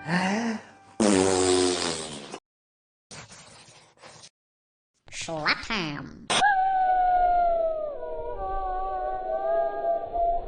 5 most haunted forests in the world. From disembodied cries in the night to a headless statue that bleeds. Join us as we explore 5 of the most haunted forests in the world. This abandoned cemetery in Brunswick, New York is the center of many urban legends. Established in 1897 by a group of wealthy businessmen, it was intended to be a place of respite for urban dwellers, featuring a large forest expanse and winding trails. Due to financial difficulty, the grounds went into disrepair, becoming completely abandoned by 1975. Known by locals as the gateway to hell, many say they've felt unusual cold spots, heard children laughing in the shadows, and felt something push them in the back. Deep in the forest there is a headless angel statue that some say bleeds from the neck during the night. A taxicab driver from the nearby town of Troy told local historian Judy Rowe that one night he picked up a young girl in a party dress out the front of the Emma Willard School. She asked to be driven down Pinewoods Avenue, but as they drove past the cemetery she vanished without a trace. Pluckley has the honour of being known as one of the most haunted villages in England. Located in the Ashford district of Kent, this town has a reported 15 ghosts that haunt various parts of the village. One such place is Daring Woods, also known as the Screaming Woods, named so because of the terrifying screams that are often heard by people passing by. A famous ghost reported to haunt the woods is that of the highwayman that was killed by police in the 18th century. Legends say that a ghostly reenactment takes place on still nights when you can see the highwayman getting pinned by a sword to a giant oak tree. His tormented screams filling the forest for all to hear. Here's an image taken by a Pluckley resident. They claim it's a ghost wandering the Screaming Woods. Located in rural Oxfordshire, this dark forest is known for many mysterious happenings. Locals have reported being touched or pushed by unknown forces. There are reports of whispers and screams and children crying, all coming from thin air. Some tourists have said they've felt nauseous the further they go into the woods. Others have heard the wild neighing of horses, and some claim to have seen a ghostly horse-drawn cart with two small children crying in the back. Deep in the forest is a tree that supposedly creates feelings of dread for those who visit. Thought to be a hanging tree where criminals met their end, there's been a reported shadowy figure lurking in the area. People say they feel like they're being watched or followed whenever they're near this particular tree. Locals warn all tourists not to go into the woods alone. Known as the Sea of Trees or Suicide Forest, this is one of the world's most popular destinations for suicide. Located along the northwest base of Mount Fuji, this dense forest is full of gnarled trees and rocky caverns. There is a striking lack of wildlife, making the forest floor eerily quiet. Some sections have been known to be pitch black even at midday due to thick overhanging vegetation. Hiking equipment such as compasses and some GPS have been known to spin out of control due to the high mineral content in the volcanic soil. It is here in this dark, forbidding maze that many come to die. Aokigahara has a notoriously high suicide rate and is often associated with yurei, a term Japanese mythology uses to describe angry spirits of the dead. Those visiting the park are confronted by many signs placed by the Japanese government, urging suicidal visitors to contact a local suicide prevention association. Since 1970, annual body searches have been conducted to find those who've taken their own lives. Statistically, around 30 bodies are found every year, with a record high of 105 bodies found in 2003. The most common form of suicide is hanging or drug overdose. Many attribute the disturbing trend to Seicho Matsumoto's 1960 novel Kuroi Jikai, or Black Sea of Trees, in which two lovers take their own lives in the forest. However, many cases of suicide were reported long before the novel's publication. Legends tell of a disturbing practice taking place in the forest well into the 19th century. Known as ubasute, or abandoning a parent, locals would lead their elderly parents into the woods where they would die a slow death by exposure and starvation. Practiced as a form of euthanasia in times of drought and famine, it was seen as a way to free up resources by reducing the population, though many historians doubt the ritual was ever practiced en masse. Many tourists now visit the site with hopes of encountering the paranormal or discovering human remains. Some claim they've seen faces in the shadows, while others say they've heard tormented screams of spirits left to wander the forest floor. Whatever it is they're looking for, it appears as though this ancient forest is calling out to people, drawing them in, never to return. Known as the most haunted forest in the world, this bizarre location is thought to be a gateway to another dimension. Located west of the city of Cluj-Napoca, this haunted forest is home to a whole host of paranormal sightings, including glowing orbs, disembodied crying, UFO sightings, time loss, and poltergeist attacks. Locals say that as soon as they enter the forest, they feel unusually anxious and experience feelings of nausea. Many have reported being scratched, pushed, and even choked while walking in the woods. The forest itself is deformed, with its trees bending in all sorts of unusual shapes. GPS equipment and compasses often stop working, causing many people to become disorientated. The area gained international notoriety in 1960 when biologist Alexandru Sif took several photographs of a strange object hovering in the sky. Then in 1968, military technician Emil Barnier also took some startling images of what he claims is a flying saucer. From there, dozens of UFO sightings were reported well into the 1970s. Many believe the site is a gateway to another world. Villagers often report a loss of time while walking through Hoya Basayu. One famous story surrounds a 5-year-old girl who went missing after walking into the forest. The tale says she emerged 5 years later wearing the exact same clothes in pristine condition. She had no memory of what had happened and could not account for the huge loss of time. The majority of paranormal activity seems to occur around a strange clearing deep in the forest. Known as the Dead Zone, nothing grows in this almost perfect circle. Scientists have done tests on the soil but have found no conclusive evidence as to why nothing grows here. It is in this dead zone that many people have reported strange sightings of shadowy figures, glowing orbs, felt uncontrollable emotions, and heard chilling screams or crying. It is thought that this is the site of murdered Romanian peasants, whose souls are now trapped, forced to wander eternally through the twisted forest of Hoya Basayu. Clean up on aisle 5, I seem to have soiled myself. As always, thanks heaps for watching. If you're enjoying the spooky content, hit that thumbs up button. Let's try and get this video to 1,500 likes. And this is the short term. Remember to subscribe.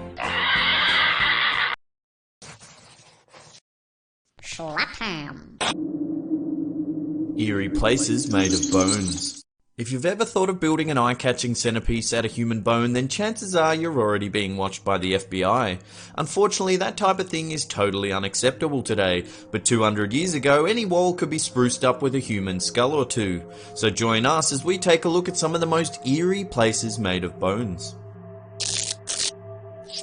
The Capuchin Crypt. This crypt, commissioned by Pope Urban VIII in 1626, lies beneath a small church in Rome, Italy. The Pope's brother, Antonio Barberini, a Capuchin friar, ordered the exhumation of thousands of dead friars with their bones to be moved to the new crypt. The crypt became the final resting place for about 4,000 friars, buried between 1500 and 1870. One wall of the crypt features bones that have been arranged in different patterns surrounding several intact skeletons still wearing friars' robes. This dimly lit crypt is open for tourists brave enough to catch a glimpse of the eerie artwork, with one plaque reading, "What you are now, we used to be. What we are now, we will be." Whew, take it easy. The Monastery of San Francisco. The catacombs beneath the Monastery of San Francisco in Lima, Peru contain the remains of some 70,000 people. Rumoured to be riddled with secret passageways, this underground ossuary was the original resting place of anyone who died in the city. This tourist attraction is not recommended for anyone with claustrophobia. The long, bone-lined hallways lead to several large pits filled with even more bones. Like a weird game of skeleton Tetris, the bones are all meticulously stacked, creating several very creepy patterns. Skull Chapel. With a small, unassuming exterior, the Skull Chapel in Poland hides an eerie secret. It contains more than 3,000 human skulls. There is also another 21,000 skeletons stuffed in the basement. Inspired by the Capuchin Crypt in Rome, this dedication to the dead took 18 years to construct and fill with bones.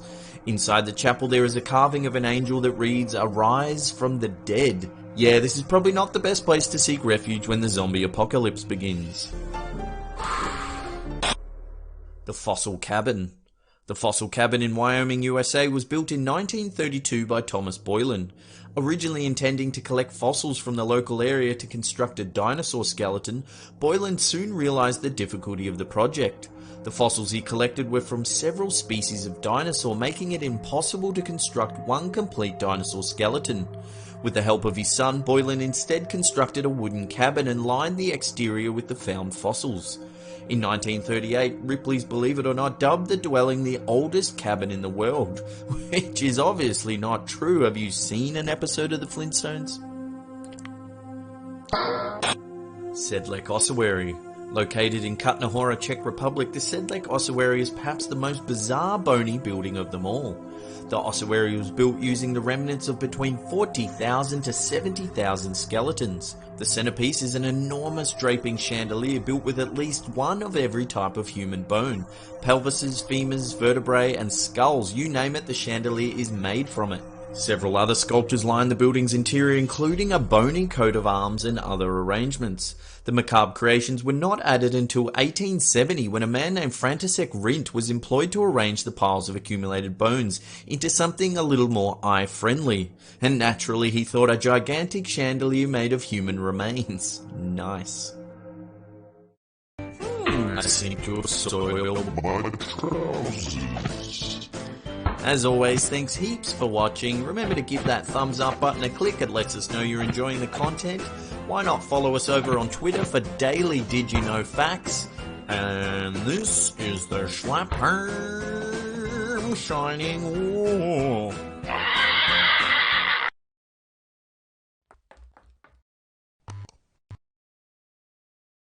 The following photos are all hiding dark secrets. From kidnapped North Korean filmmakers to a 5-year-old mother and her baby. Join us as we take a look at 10 real photos that are hiding dark secrets.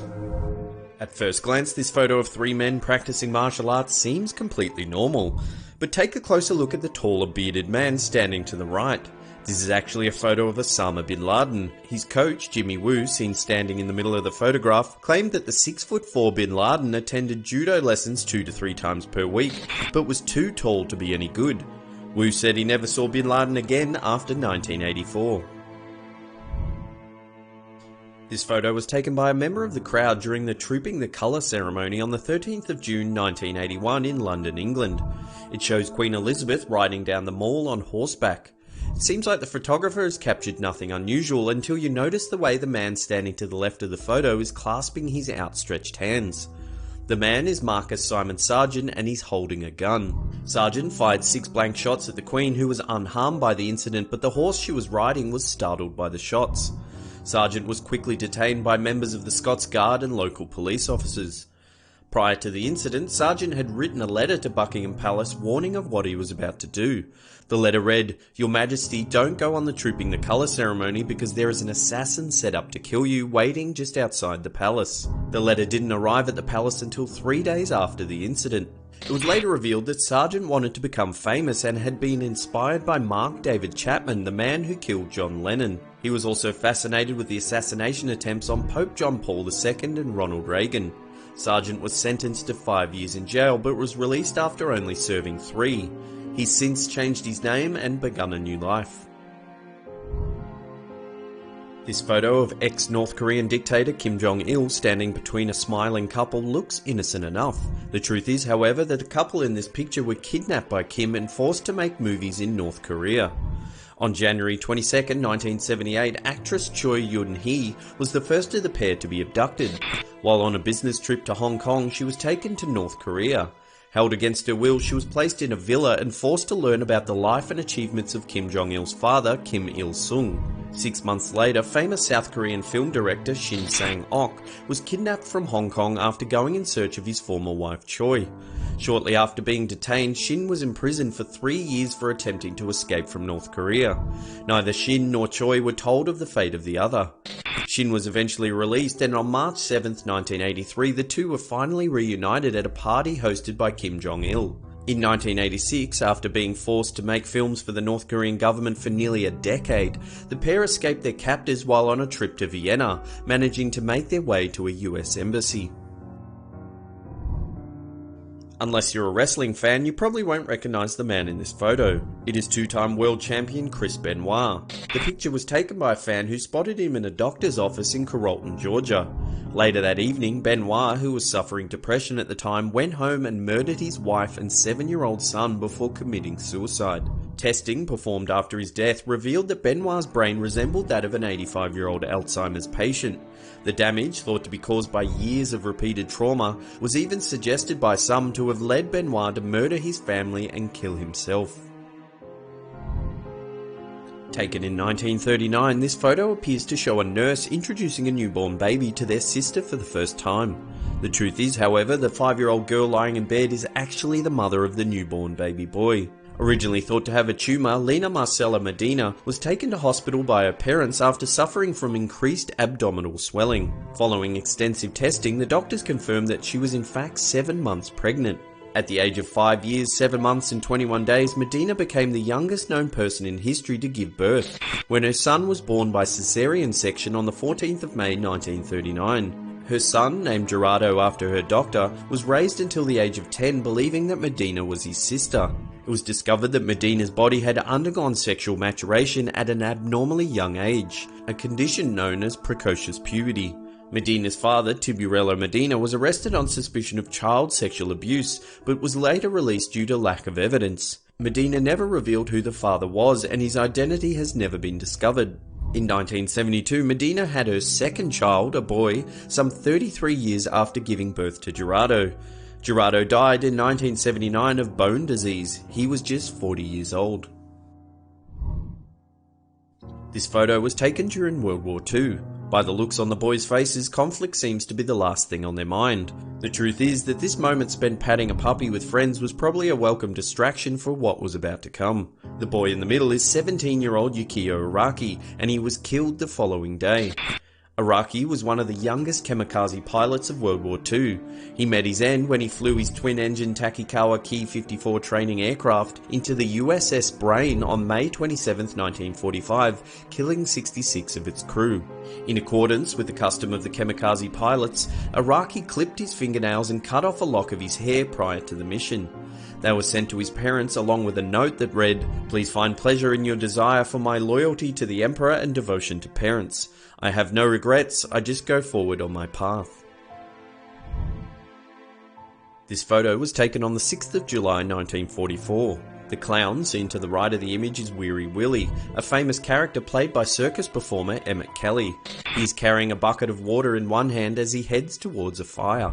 One of the worst fire disasters in the history of the United States, the Hartford Circus Fire, occurred during an afternoon performance of the Ringling Brothers and Barnum and Bailey Circus. As many as 8,000 people were on hand to see the show when a fire broke out near the entrance to the Big Top 20 minutes into the performance.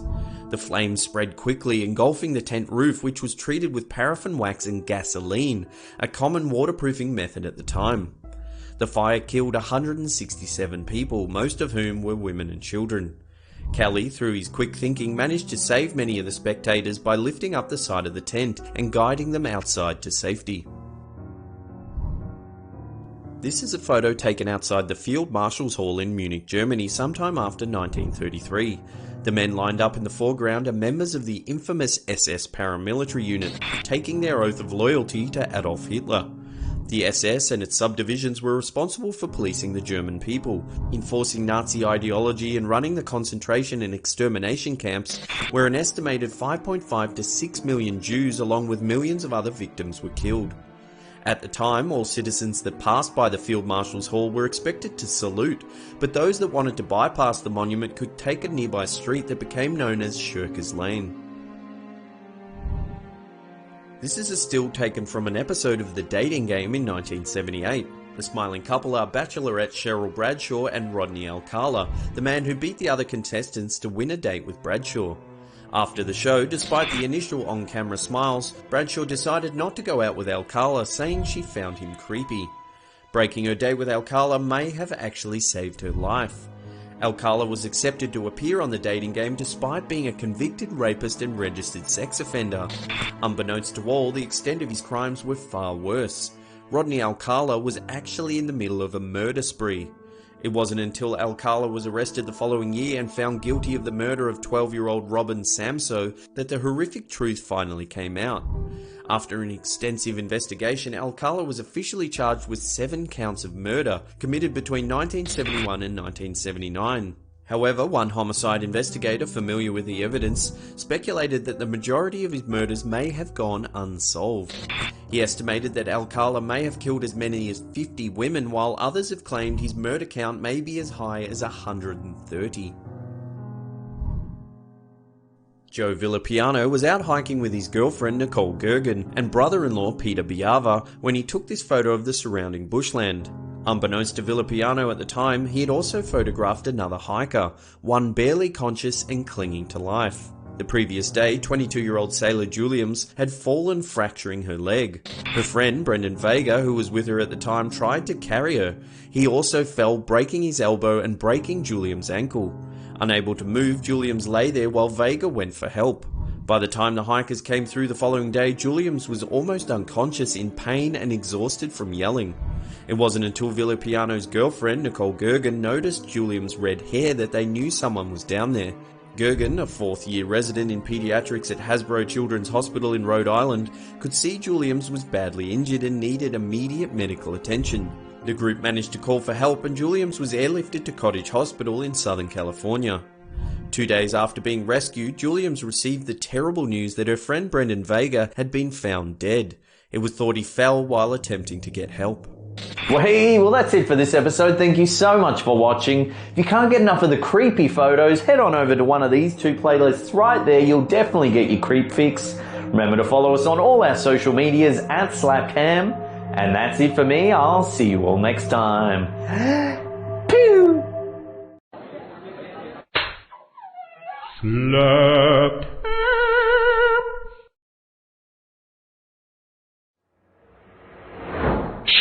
8 most convincing UFO sightings of all time. When it comes to UFO sightings, there is a lot of bogus footage out there, not to mention blurry photos and crackpot testimonies. There is, however, plenty of credible evidence of UFO existence if you can sift it out from the rest. From Apollo astronauts claiming UFO encounters to naval commanders' eyewitness accounts. Join us as we examine the 8 most convincing UFO sightings of all time. Today's episode is a co-production with All Time Numbers. For some amazing space facts, stay tuned for the end of this episode for more information. The Battle of Los Angeles. On the evening of the 24th of February 1942, a large hovering object was spotted over Los Angeles, California. While air raid sirens sounded, several spotlights maintained the object's position. The 37th US Coast Artillery Brigade began peppering the UFO with 50 caliber machine guns and 12.8 pound anti-aircraft shells. The barrage continued well into the morning when a ceasefire was finally ordered. Initially, the object was thought to be an invading Japanese aircraft, as the incident occurred less than 3 months after the attack on Pearl Harbor. However, it was later announced that the entire incident was a false alarm put down to a case of worn nerves. Despite the government's feeble attempt to explain the incident, the identity of the object was never confirmed, nor whether the US government managed to shoot it down or not. Former US astronaut claims UFO encounters. Former Apollo 14 member Dr. Edgar Mitchell claims that aliens came to Earth to stop a nuclear war between the US and the Soviet Union. According to Mitchell, several high-ranking military officials told him that they had seen UFOs during weapons tests during the 1940s, including the first ever test of a nuclear weapon in New Mexico on the 16th of July 1945. Mitchell is even quoted as saying, "Other officers from bases on the Pacific coast told me their test missiles were frequently shot down by alien spacecraft." UFO over Holy City. On January 28, 2011, several witnesses captured astonishing footage of a UFO flying over the Dome of the Rock on Jerusalem's Temple Mount. The glowing orb was seen clearly in the night sky before descending to within meters of the buildings below. It hovered there for a few seconds before emitting a bright light and ascending at great speed away from the bewildered onlookers. While the Israeli government dismissed the videos as likely hoaxes, no one has yet offered a definitive explanation as to what it was or how the video was made. Because the mysterious object appeared in such a holy place, many believe the UFO was a sign from God. UFO.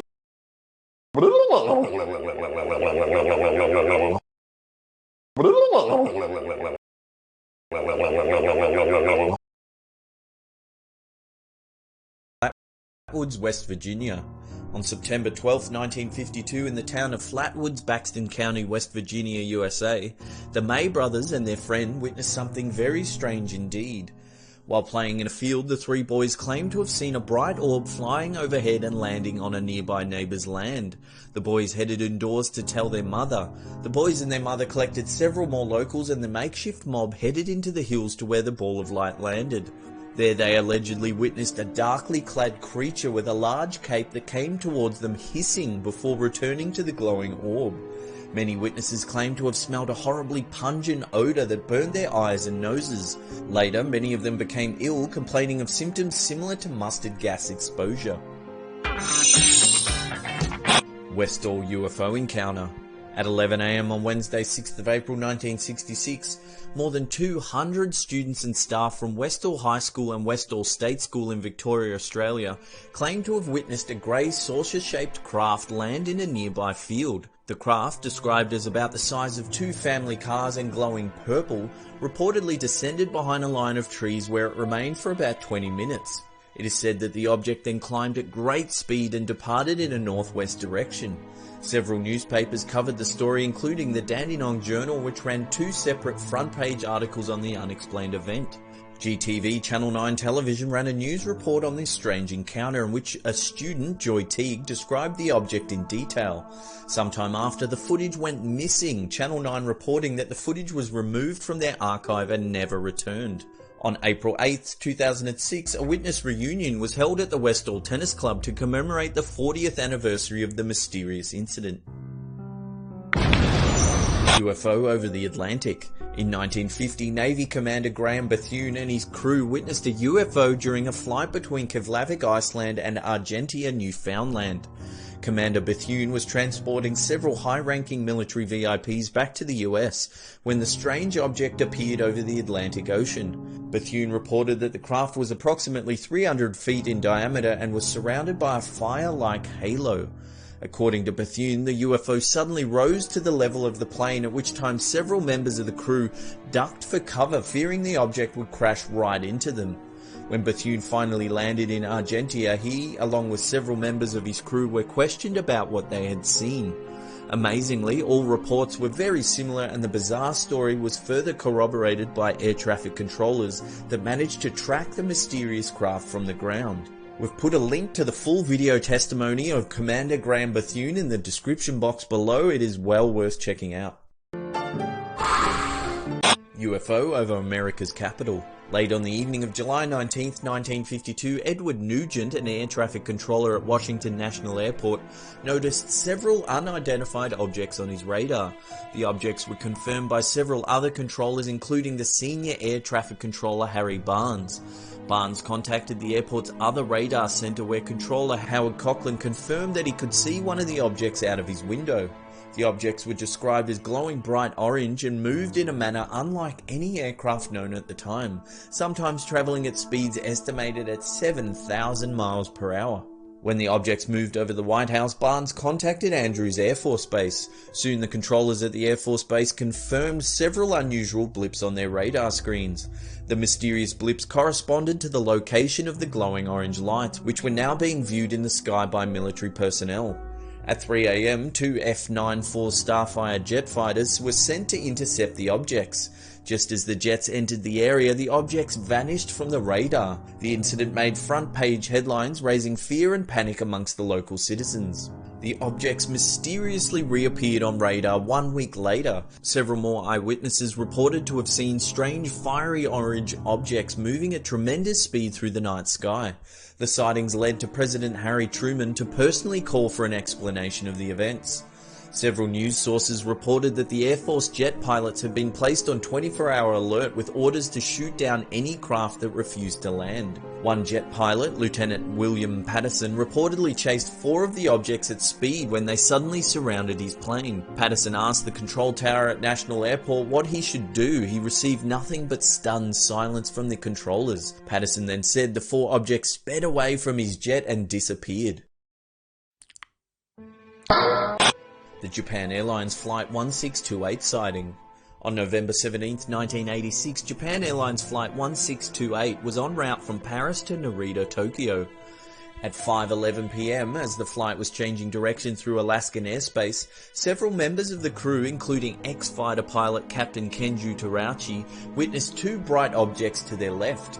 Terauchi described the objects as having a disregard for inertia in their movements, and one of the objects seemed to move as though it had overcome gravity. Soon the objects disappeared and a third, much larger object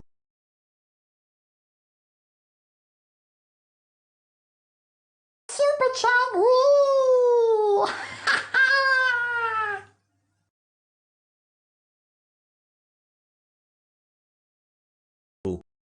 Terauchi claimed the new object was cylindrical and twice the size of an aircraft carrier. The captain then requested a change of course in order to avoid the UFO, which was now heading straight towards the plane. Following the incident, Captain Terauchi was grounded by the airline after he reported what had happened to two Japanese news journalists. Later, FAA Division Chief of the Accidents and Investigations Branch, John Callahan, was asked to compile a report of the occurrence in which he tied radar data of the objects with the voice tapes taken from onboard Flight 1628. The report was presented to members of the FBI, CIA, President Reagan's scientific study team, and several unidentified individuals in a meeting that was deemed top secret. According to Callahan, the incident was viewed as the first recording of UFO radar data, and all present were told to keep silent about the entire incident. A link to John Callahan's astonishing testimony recorded in 2001 can be found in the description box below. Huge shout out to All Time Numbers. It was an absolute blast working with you guys on this one. Now if you want some amazing information about our galaxy, the Milky Way, head on over to their channel right now and check out their new awesome video, The Milky Way in Numbers.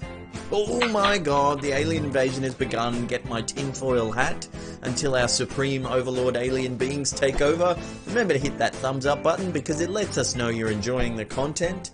And this is the Slapped Her. Remember to subscribe. From a guy chimping out in an office to a dude doing backflips naked through a train station. Join us as we examine 10 pieces of bizarre human behaviour caught on camera. Let's get into it. This security footage, taken in an unknown Russian office, captures some extreme human behaviour. After having some papers knocked off his desk, this guy absolutely chimps out, rampaging through the office. He throws monitors, kicks down cubicles, threatens co-workers. I think it's safe to say he's tendered his resignation.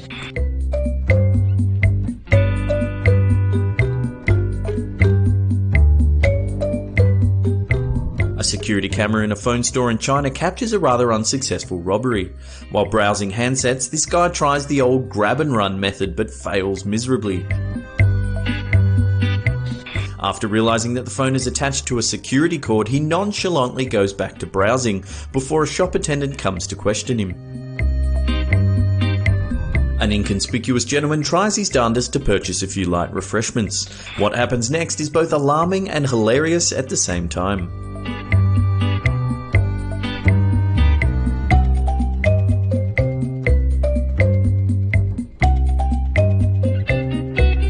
This footage, taken by an onlooker, captures the moment a husband discovers his wife cheating.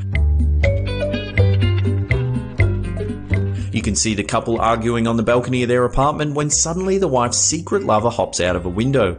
The adulterous ninja is forced to climb down using a makeshift bedsheet ladder. He makes his way to ground level as the gathering crowd whistles and cheers him on.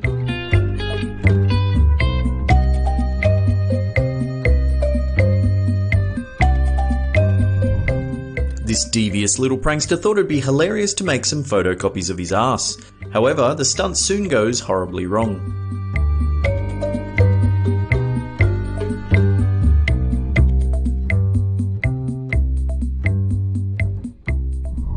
This footage shows a security guard being attacked by a man dressed as Spider-Man. It's not known what the quarrel is about, but it quickly escalates into a brawl, sending onlookers into a photo-taking frenzy.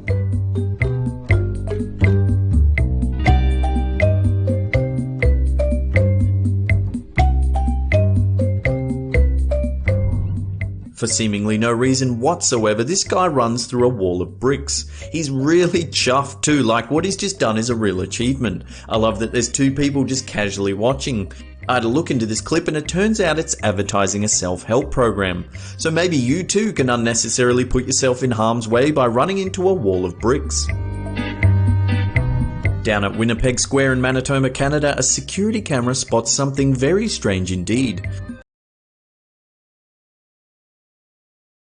Super chat. Super chat.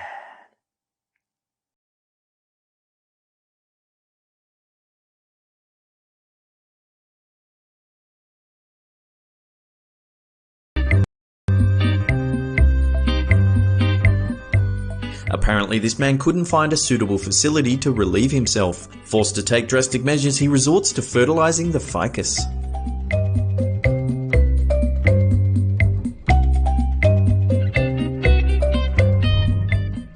This is some truly bizarre human behaviour. A security camera in an unknown office lobby captures the moment when a guy weighs up whether or not it's a good idea to run through a glass door.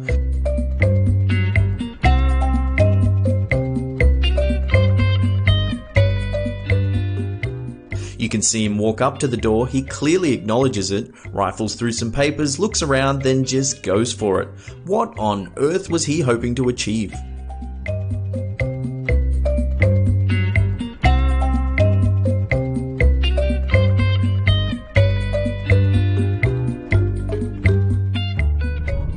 This footage, taken at a BART station in San Francisco, shows a naked man terrorizing fellow commuters. He wanders about performing acrobatics, attacking people at random. A security guard tries subduing the situation with little success as the crazed naked man performs a flip off the top of a newspaper stand. The man was eventually detained and arrested by police, but get this, he was released just 4 days later.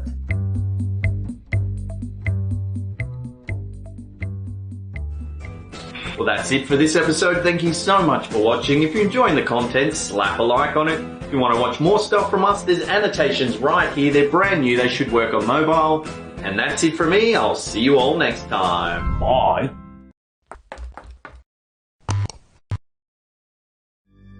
How you doing? I'm Callan and this is Slapped Ham. Today we're talking about some really terrifying images.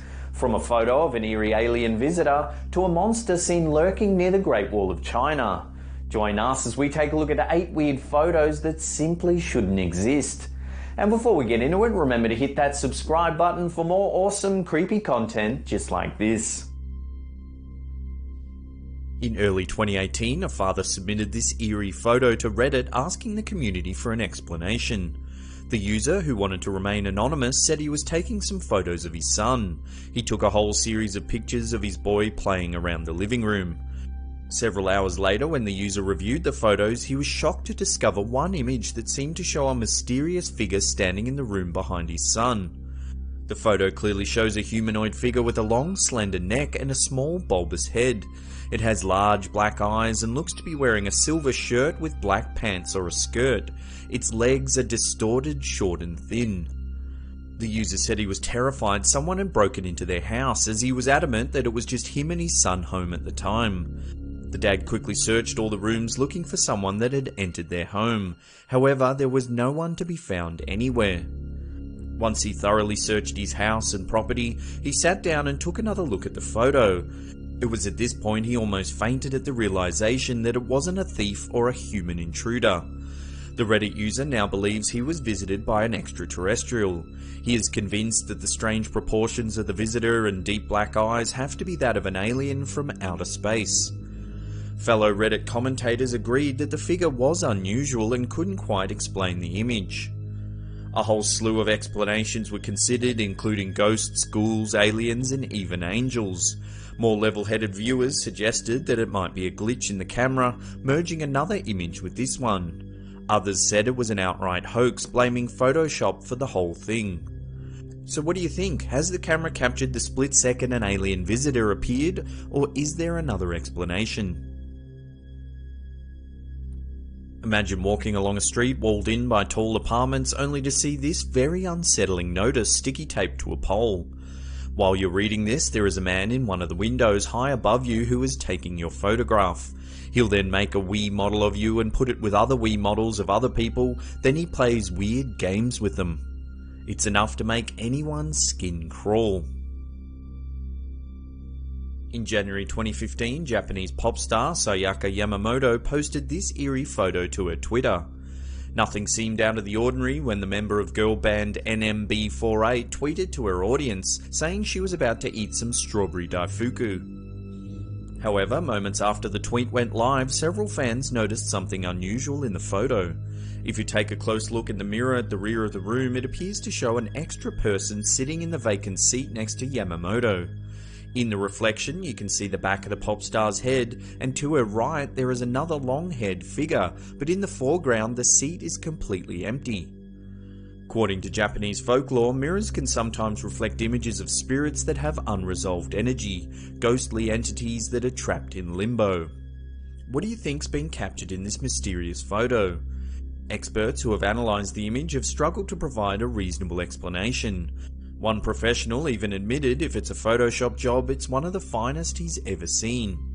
Several journalists contacted Yamamoto for further comment, but she declined to elaborate. Could this Japanese pop star really have captured a spirit on camera? Is this a soul lingering in the room trying to make contact? This chilling photo was uploaded to Reddit in 2013. The user said he found it inexplicably in a drawer in his grandma's house. No one in the family could explain it or identify the woman in the photo. What makes this far worse is what the poster said happened the night before discovering this creepy photo. He said he was staying at his grandmother's house, which the family hadn't visited in many years. During the first night there, he woke up at around 3 AM to a creaking door sound.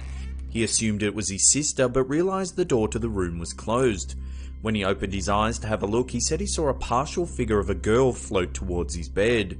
She was pale and translucent and hard to focus on. His breathing became tight and restricted as the figure eerily hovered towards an old cabinet in the corner of the room. The strange presence vanished and he ran out of the room immediately. The following day, he told his mum and grandma about the encounter. They said they didn't know what it could be, but maybe he should ask his uncle about the incident. Later that afternoon, whilst looking for a pen, the Reddit user opened a drawer and discovered this photo. His heart nearly stopped right then and there, as the photo had a similar energy to the figure that had visited him just the night before. On the back of the photo was the single word "look" scrawled in pen. When he asked his uncle about the photo and the incident, his uncle believed him immediately, saying he had had all kinds of strange encounters in that house. Once he had workmen renovating the house, leaving in a hurry, saying they couldn't work in the building after some kind of incident. He found shattered glass in his garage along with a single shackle found in the attic that he said mysteriously vanished. No one in the family can explain the photo or where it came from, and they have absolutely no idea who the woman in the photograph might be. This is a grave from Victorian-era England. It's thought that the cage was intended to keep villagers safe from vampires and zombies who might rise from their graves. If their corpses were to reanimate, the cage would stop them from escaping. However, some historians have noted that these cages might actually have been used for the opposite reason, to stop grave robbers from pillaging wealthy family tombs. What do you think? Is this cage keeping things in or out? Let us know your thoughts in the comments section below. In January 2017, researchers claimed that they had discovered a mummified hand that they believed to be extraterrestrial in origin. Author Brian Forster claims he and his team were given the strange mummified specimen from some cavers who were exploring a network of tunnels in southeastern Peru. It's alleged that the three-fingered hand was found near an unusual elongated skull. Forster claims that X-rays were taken of the hand, which shows each of the long fingers have 6 bones each, instead of 3 found in human fingers. He also said that he had a physician examine the specimen who verified that the find was made of real tissue and bone, but the DNA didn't match any known species of animal. The conclusion Forster and his team came to was that the mummified hand was not human, but came from a life form of some kind. Unfortunately, tests from independent researchers haven't been conducted. Also, the names and qualifications of Forster's team haven't been verified, which leads many to think that the specimen discovered is a hoax. However, the bizarre three-fingered mummified hand has fueled hopes for many alien enthusiasts that this is genuine evidence that extraterrestrials have visited our planet. This weird photo was posted to Reddit a few years ago. User Heart Shittles posted the photo to show off a quilt that she had just made. However, in the background you can see that her reflection in the mirror is somehow looking straight at the camera. Understandably, most Reddit users who saw the post were freaked out by the image. A debate quickly sparked as to how her reflection could be facing that direction. Some called the image cursed or haunted, saying that the young girl might be a witch. Others took a more reasonable approach and simply labelled the picture a Photoshop hoax. There's quite a few of these altered reflection photos floating around the internet. Whether they're hoaxes or not, they certainly make for very creepy images. Before we get to that number one spot and take a look at a weird monster spotted near the Great Wall of China, remember to hit that subscribe button and turn on channel notifications. That way you'll be up to date with all our latest videos.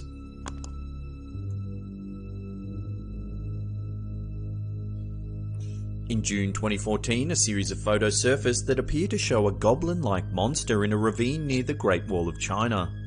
An anonymous Chinese tourist said he was camping in Huaru, Beijing when he wandered away from the campsite to go to the toilet. It was at this moment he spotted a bizarre-looking creature squatting on a rock. He took out his phone and took a series of photos that almost defy explanation. When local news outlets contacted the witness, he said, "I walked far away to have a pee and suddenly saw a monster." When the photo set did the social media rounds, people were quick to dub the monster Gollum from Lord of the Rings, or even Dobby the house elf from Harry Potter. Some analysts have noted that the figure bears a striking resemblance to a costume featured in a Chinese TV commercial that was aired around the same time. So what do you think, real or fake? Did the tourist just stumble onto a photo shoot for an ad, or did he really witness some kind of cryptid animal that is yet to be classified by modern science? Well, there's another episode down. Thank you so much for watching. Now in the comments section below, let us know which one of these photos you thought was the creepiest. Slap that thumbs up button as it really helps us out. And that's it for me. I'll see you all next time. Pew!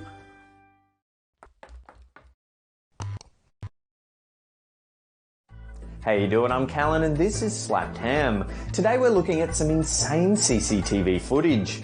From a freewheeling car tyre that disrupted a business meeting to the moment a baby fell from a 2-story window ledge. Join us as we take a look at 10 crazy moments caught on CCTV. Watch as this parking lot security door gets the better of this car. There's not a lot of solid information about this clip. It's not known where this took place, but it appears to be at the entrance of a public parking lot.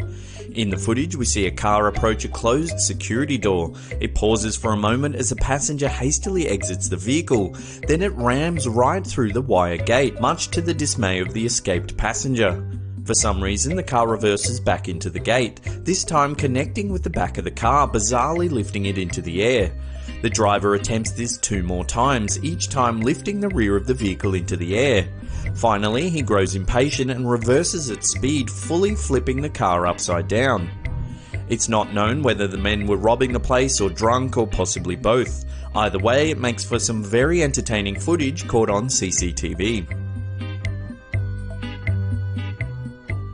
This is some crazy footage caught on CCTV in Adana, Turkey in April 2017.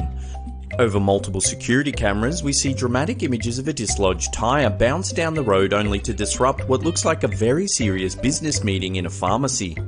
Owner Abdul Qadir Udev said he was chatting to 2 men in his pharmacy when suddenly the rogue tyre burst into the store, scraping one of the men.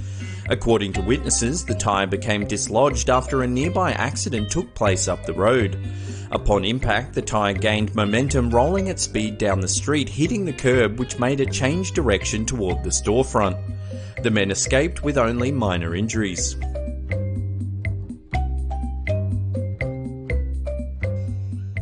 In February 2016, a CCTV camera in a gas station in Kentucky captured the moment when an e-cigarette exploded in a man's pocket.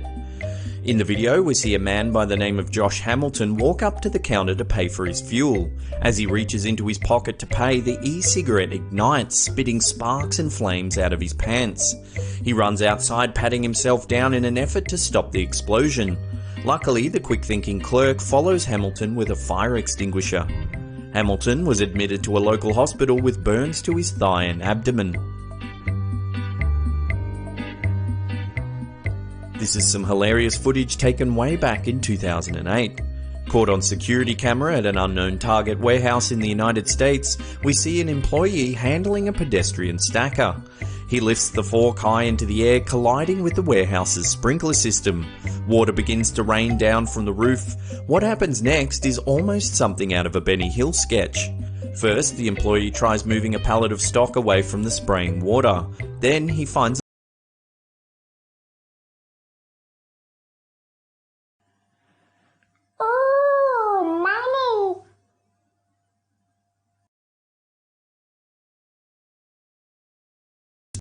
the broken sprinkler system. He tinkers with the pipe using a wrench to quell the deluge of water. At first it proves quite effective as the water almost completely stops. However, the employee doesn't seem fully satisfied and gives the wrench one last yank for good measure. As he pulls, the entire pipe bursts, knocking him off the ladder. A torrent of liquid floods down from the roof, the warehouse floor becoming inundated with water. The perpetrator and fellow employees stand by dumbfounded, helpless to do anything. Sticking with broken sprinkler systems, this quick-thinking woman tried staging an injury in the hope of getting workers' compensation. Taken on CCTV in an office in Fort Lauderdale, we see Shayla Veronica White working away at her desk when a piece of pipe from the roof sprinkler system falls in front of her. Startled, she stares at it for a moment. Suddenly, she picks the piece of metal up and hits herself in the head. She grasps her forehead in pain. White went to her boss claiming that the sprinkler had fallen onto her head. She was hoping to get a payout from the employer's insurance company. Suspicious of the accident, the insurance company, along with the state authorities, reviewed the CCTV footage to see what had happened. And there, clear as day, was evidence that White smashed herself in the head with the faulty sprinkler piece. White was convicted of fraud and given 18 months probation. In April 2011, a CCTV camera caught this hilarious footage of a thief's failed getaway. Taken at the Easy Food store in Lake Wales, Florida, the footage shows a thief trying his best to steal 2 cases of beer. As he runs towards the getaway car, his pants fall down, foiling the heist completely. He trips up, falling face first into the pavement. The cans of beer scatter everywhere, spraying their contents on the ground. Shortly after, the clerk of the store comes running out, but the thieves speed away without their loot. It's not known whether they were later arrested. A CCTV camera in China has filmed the terrifying moment a baby fell from a 2-story apartment. In the video, we see 2 men in Zhongshan City in China's Guangdong province looking up horrified as a 1-year-old baby sits precariously on a ledge 2 stories high. Pouring rain saturates the onlookers as they brace for the worst. Several witnesses even place cardboard and other objects on the ground to soften the impact of the falling child. A look of panic sets in on the men's faces as the baby slips off the edge of the window. They position themselves with outstretched hands, hoping to catch the plummeting infant. Suddenly, from off camera, we see the child fall safely into one of the men's hands. It's thought that the baby crawled out onto the windowsill looking for its mother. Mr. Lee, the man who caught the child, said, "I didn't think too much at the time. I was just afraid of failing to catch him. It was nothing but instinct." At the end of the footage, we see the infant given to a young woman thought to be the mother of the child. She runs off, cradling the baby. This would have to be one of the stupidest crimes ever committed. In January 2017, a man in Mandurah, Western Australia was caught stealing a CCTV camera while it filmed him committing the theft. Unfortunately, the footage hasn't been released to the public, but police did reveal this photo. Allegedly, the man walks straight up to the camera, shows his entire face along with a very distinctive tattoo on his bicep, then proceeds to steal the CCTV camera while it films every minute of it.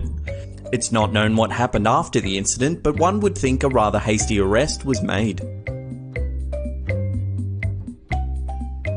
A security camera in Turkey's Marmara province of Sakarya has captured the startling moment a pack of stray dogs rip apart a car.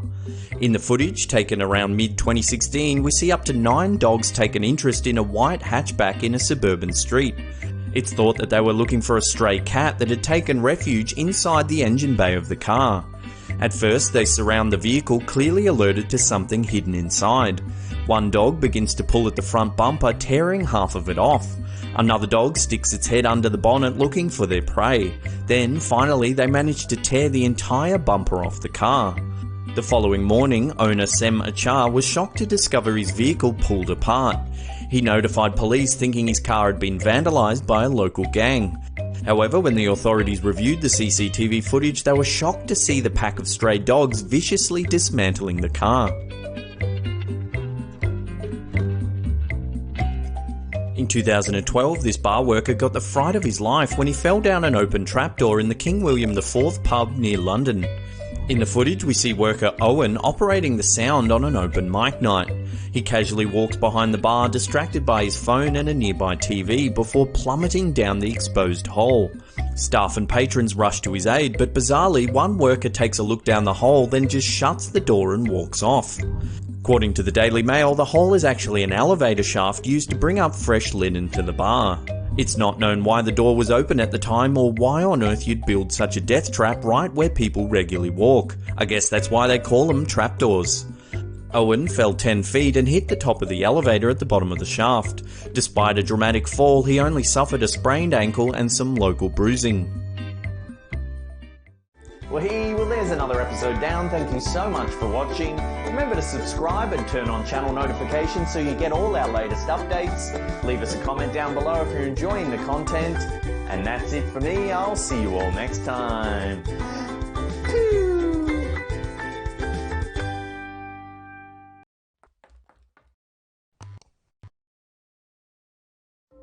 How you doing? I'm Callan and this is Slapped Ham. Today we're talking about creepy coincidences. From a novel that predicted the sinking of the Titanic 14 years before it actually happened, to a man who survived 2 atomic bombs. Join us as we take a look at 12 of the creepiest coincidences in history. Deus Ex was a video game released back in 2000. In it, you play as JC Denton, an anti-terrorist agent augmented with superhuman powers who becomes involved in a multi-level conspiracy. When the designers of the game were creating the skyline for the mission set in New York City, they didn't include the Twin Towers. The reason for their absence was put down to computer memory constraints at the time. To cover the omission, the writers explained that the towers had been destroyed by terrorists. Deus Ex was released in 2000, 1 year before the 9/11 terrorist attacks. On July 28, 1900, King Umberto I of Italy was eating dinner at a small restaurant in Monza when he noticed that the owner was a near-exact physical double to himself. The men began talking and discovered that they shared many more similarities. They were both named Umberto, they were both born on the 14th of March 1844 in Turin, and both married women named Margherita on the 21st of April 1868. Even the restaurant opened the same day that Umberto I was crowned King of Italy. The following evening, King Umberto I learned that the restaurateur had been killed earlier that day in a mysterious shooting. Shortly after hearing the news, the king himself was shot and killed by assassin Gaetano Bresci. On August 6, 1945, Tsutomu Yamaguchi was on a business trip in Hiroshima, Japan, when the US bomber Enola Gay dropped an atomic bomb on the city. Miraculously, he suffered little more than superficial burns and was otherwise okay. He returned home to Nagasaki and, despite his wounds, went back to work on the 9th. As he was telling his supervisor how the bomb that hit Hiroshima had destroyed the entire city, Nagasaki was hit by another atomic bomb. Once again, Yamaguchi survived the attack. In 2009, he became the first person to be officially recognized by the Japanese government as surviving both the Hiroshima and Nagasaki bombings. Yamaguchi died on January 4, 2010 at the age of 93. The South African astronomer Dani du Toit once gave a lecture warning that death could come at any time. After finishing his speech, he sat down, popped a mint in his mouth and choked to death. On the 28th of June 1914, the Archduke of Austria, Franz Ferdinand, and his wife were assassinated in Sarajevo, the capital of Bosnia and Herzegovina. They were killed by 19-year-old Serbian nationalist Gavrilo Princip by weapons supplied to him by Colonel Apis, head of the Serbian military intelligence. The incident provoked the Austro-Hungarian Empire to declare war on Serbia, which ultimately led to the beginning of World War I. More than 4 years later, the war ended when Germany signed an armistice prepared by Britain and France at 11 AM on the 11th of the 11th in 1918. Amazingly, the car that Ferdinand was riding in at the time of his assassination had this license plate: Armistice 11-11-18.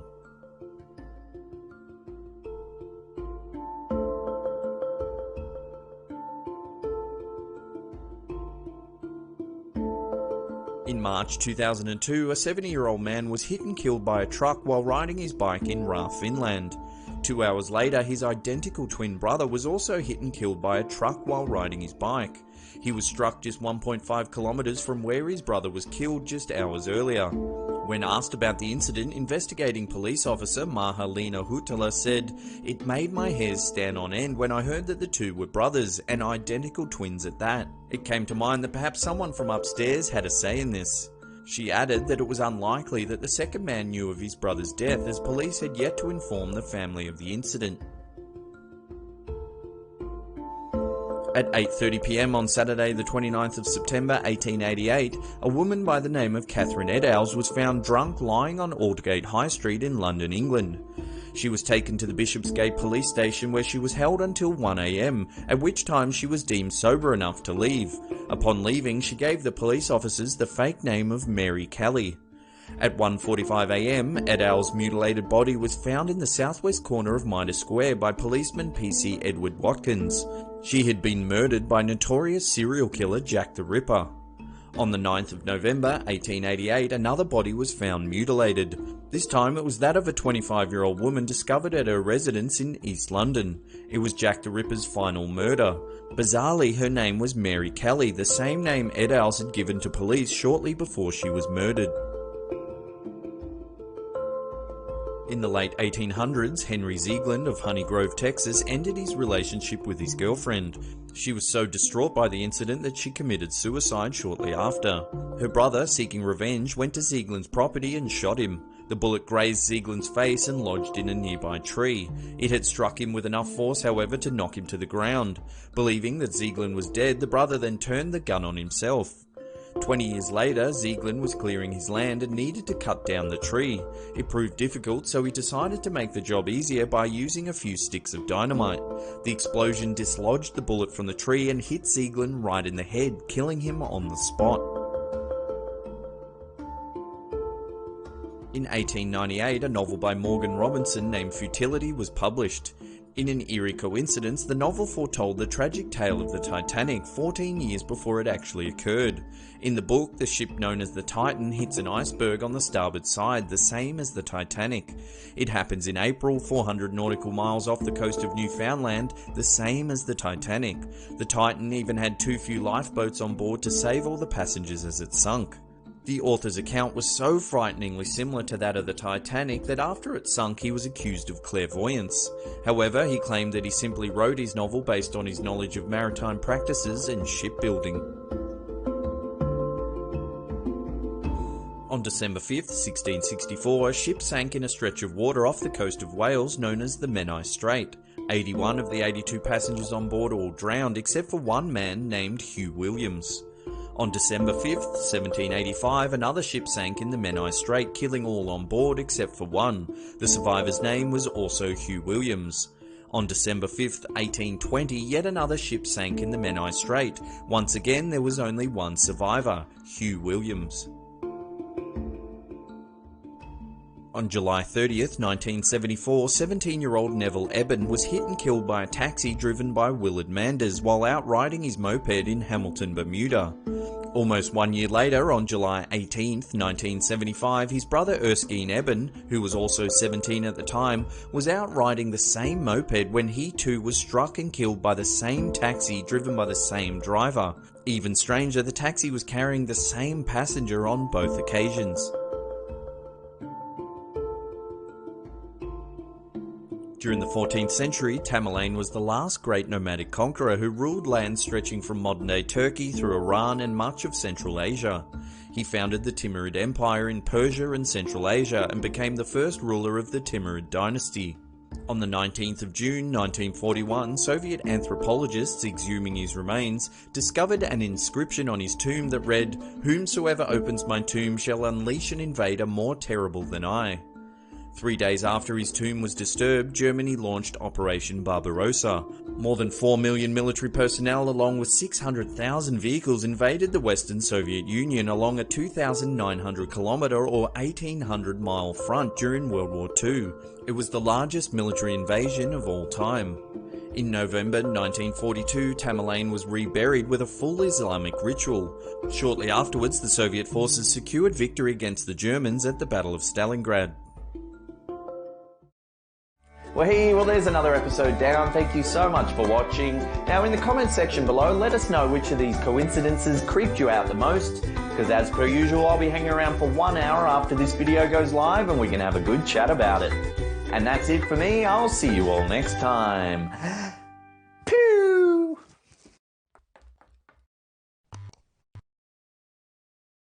How you doing? I'm Callan and this is Slapped Ham. Today we're talking about scary GoPro footage. From a surprise volcanic eruption to a dramatic plane crash played out on camera. Join us as we take a look at 8 pieces of terrifying GoPro footage you need to see.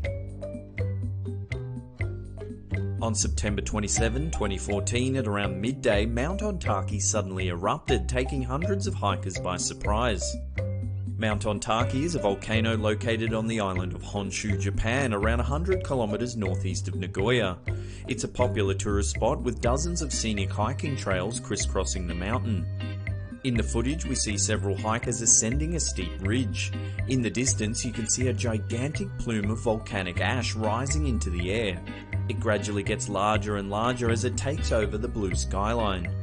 The hikers' initial reaction seems to be one of awe as they process what exactly they're witnessing. Then, as the cloud of hot ash descends upon them, panic sets in. They begin to scramble down the slate-covered mountain before becoming consumed by smoke and debris. According to reports, there was no significant seismic activity to warn the hikers. Experts believe the eruption to be hydrovolcanic, a process by which underground water is superheated, rapidly turning into steam, ejecting gas and ash high into the air.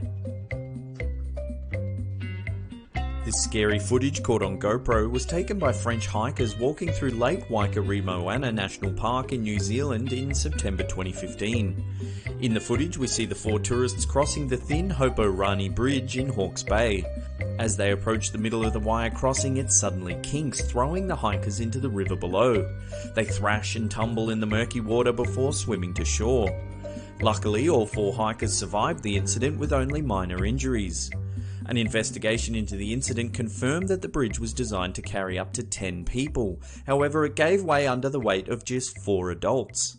The Department of Conservation Operations Manager Mike Slater said the bridge gave way after a release of one of the cables. He assured the public that the occurrence was extremely rare. It's not known whether the hikers received compensation for their extreme close call. In mid-2013, fishermen caught some scary GoPro footage while trailing bait behind their sports fishing boat in Maryland, United States. During the clip, we see half a dozen fishing lines rigged with bait trailing in the briny waters. In the distance, you can just make out the snout of a shark. It holds for a moment before explosively attacking the baited lines. The shark snatches the fish and retreats into the gloomy backdrop. One by one, it viciously bites the fish until they're all gone. Experts identified the shark as a mako. These ancient hunters are on record as the fastest swimming sharks in the world. They can gain 18.8 meters in just 1 second. The females of the species are the largest and can weigh over 600 kilos, which is around 1,300 pounds, with a length of 3.8 meters or around 12 feet. There were reports in 1881 in Italy of a mako shark that weighed 1,000 kilos, which is more than 2,200 pounds. Looking at this footage, it's terrifying to see how easily one of these creatures could hunt down a hapless swimmer or diver. Sticking with sharks for a moment, this GoPro photo was submitted to a thread on Reddit. It shows the terrifying moment a shark swam by a surfer's foot. Allegedly, the person who took this footage had spent the day surfing and didn't know what had happened until they reviewed their footage for the day. There in the photo is the chilling outline of a shark trailing through the water. It's barely a meter away from their legs. This terrifying moment, caught on GoPro, occurred on August 2014 in a rural area of Fernie, BC, Canada. In the clip, we see a mountain biker's chilling encounter with a mountain lion. At first, it's hard to spot the beast as it blends almost perfectly into the grassy terrain. The giant cat stalks the biker, slowly circling him, most likely sizing him up. Experts advise that if you encounter a mountain lion in the wilderness, it's best to face them and remain still. Some suggest that intense eye contact and loud shouting may convince the cougar to retreat. If you were to run, you might trigger their instinct to chase prey. However, mountain lions have prey recognition that they learn as cubs, so humans are not often attacked because they aren't part of the prey hierarchy. It's only if they feel threatened or they're injured or starving that they might attack. In the video, the biker does well to stay remarkably calm. He does exactly as experts suggest, keeping eye contact, staying front on, and waiting till the cougar loses interest. Dramatic footage caught on a GoPro was released to the public in late 2014. Ferdinand Puentes captured the chilling moment this plane crash-landed into the ocean. Moments after the Hawaiian flight departed the island of Molokai, the Cessna Grand Caravan experienced engine failure. One witness said it sounded like a loud bang before the plane began to descend towards the water. In the video, we see Puentes looking out the window of the plane with his GoPro.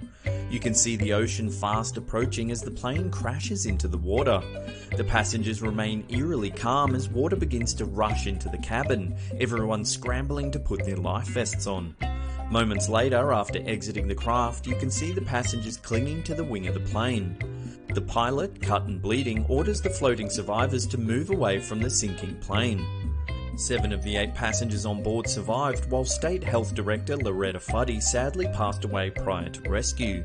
The crash made controversial headlines because Fuddy was the state official who verified and approved the release of former President Barack Obama's birth certificate. Some conspiracy theorists and even Donald Trump alluded that the crash was suspicious. It was later revealed that Fuddy died of congestive heart failure triggered by the accident. Check out this terrifying moment caught on GoPro in South Dakota. In the footage, we see several bikers exploring the Bulldog Trail in Black Hills. As the rider in front passes over a small gate in the fence, he notices a rattlesnake coiled up on the side of the path. He calls to his friends, alerting them of the snake. You'd think riding past an aggressive rattlesnake would be scary enough, but the cameraman decides to up the ante and provoke the deadly creature. He slides the GoPro up to the snake, it rattles its tail, warning of an impending strike. It coils, then launches at the camera lightning fast, leaving behind what looks like venom on the lens. Rattlesnakes are found throughout America and have some of the most toxic venom of all snakes in the Western Hemisphere. A bite from one of these deadly creatures can cause blood clots and necrosis of the skin, leading to convulsions, paralysis, and ultimately heart failure. Death can occur 6 to 48 hours after a bite. Let's just say it's not wise to aggravate a rattlesnake. One viewer noted that provoking the snake like that would leave it agitated and volatile for the next passing hiker, which is kind of a dick move. The rider decides to shove the camera in the snake's face not once but twice before continuing on his merry way. Now, if you thought the last rattlesnake encounter was terrifying enough, wait till you see this footage. Taken in rural Montana, US, 2 hikers stumble upon a pit of rattlesnakes and decide to film it with their GoPro. In the footage, we see the camera hover above what looks to be at least 20 or more rattlesnakes, all writhing over each other. You can hear the hum of their rattles as they warn the intruders to keep their distance. One snake becomes curious enough to investigate the camera. It stares into the lens, tongue flicking before striking the GoPro. Experts say that a rattlesnake can bite a victim at speeds of up to 1/10 of a second, leaving any animal within striking distance no chance of escape. Watching this footage, it's easy to see the frightening speed at which they can attack. Finally, one of the snakes lunges at the camera, knocking it into the pit. It sits there among the exacerbated hum of the threatened animals. In the background, you can hear the cameraman moan that he's lost his camera. Eventually, he manages to retrieve it with the handle end of a hockey stick, getting far closer to the writhing pit of snakes than most sensible people should. Apparently, this footage was taken using a handheld gimbal similar to a selfie stick, which was then taped to the end of a hockey stick. So really, at most, this makeshift device put the cameraman just meters away from these deadly creatures. Well, that's the end of the episode. Thank you so much for watching. If you're new to the channel, hit that big old red subscribe button, click that bell icon next to it, and turn on channel notifications. That way you'll see all the latest updates from our channel. And that's it for me. I'll see you all next time. Pew!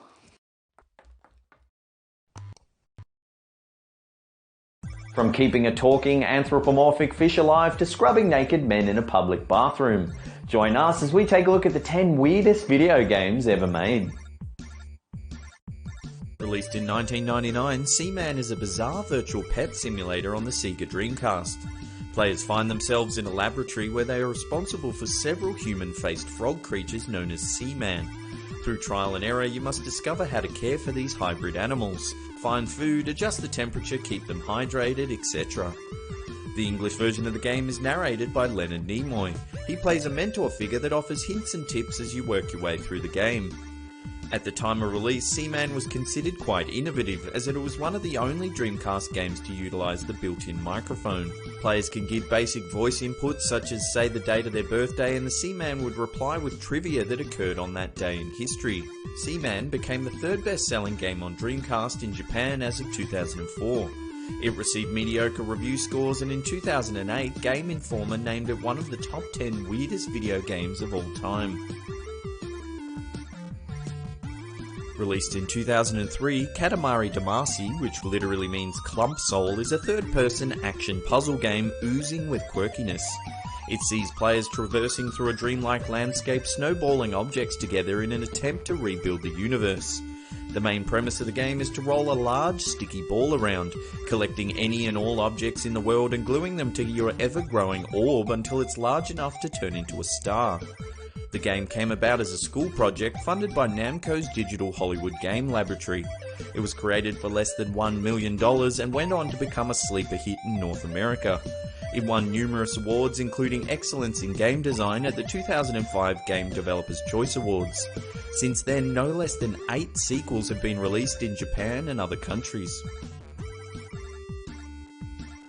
At last, a fighting game that pits flabby, half-naked Japanese men against each other. Released on Steam in 2016, Brief Karate Foolish is a 2D fighting game with a bizarre twist. All the characters are Asian men in their underwear. Fighting styles vary from character to character, from the studious moves of the half-naked student who fights with a book, to the hard-to-beat unorthodox moves of the fitness junkie who attacks with sit-ups and stretches. The buttons are a bit strange, but once you actually find the keys used to control, it plays much like other fighting games. It's all about light attacks, heavy attacks, ducking, jumping, and dirty shin kicks. It's free to play on Steam. Check it out if you need distracting one lazy afternoon. From half-naked sweaty men to Michael Jackson. Released for Sega Genesis in 1990, this very odd video game was based on the 1988 film Michael Jackson's Moonwalker. The level design features scenes from the movie, while the music draws on Jackson's rich back catalogue, redone in 16-bit glory. The aim of the game is to take out a villain known as Mr. Big. As you progress through the game, you're tasked with rescuing children trapped in cupboards. In hindsight, probably not the best gameplay mechanic to feature. Jackson has a bevy of attacks in his arsenal. He can kick, moonwalk, turn into a robot, throw hats, as well as use a special ability that makes all enemies perform a choreographed dance routine. The game received mixed reviews, some good, some bad. Mega Magazine ranked Michael Jackson's Moonwalker 91 on their best Mega Drive games of all time. Remember legendary 90s NBA star Shaquille O'Neal? Well, for some reason he made a shoddy 2D fighting game called Shaq Fu.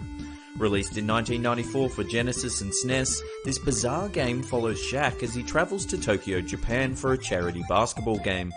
On his way, he enters a dojo and speaks to a martial arts master called Leo Tsu. Inexplicably, Shaq is transported to another dimension where he must rescue a boy from the evil clutches of an Egyptian mummy. Shaq Fu is often considered one of the worst video games of all time. A sequel has been in the works since 2014. Speaking of blatant cash grabs from former NBA All-Stars, Michael Jordan also got in on the action in the same year. Published by EA in 1994 for SNES, Michael Jordan Chaos in the Windy City follows Jordan similarly as he heads to a charity basketball game.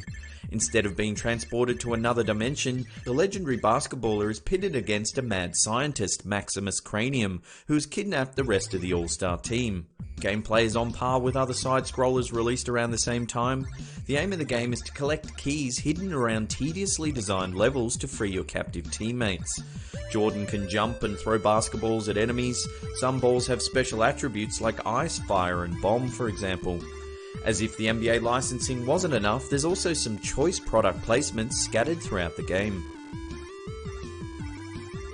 Created in 2013, Mond Cards is a short story-based game that makes you question your sanity.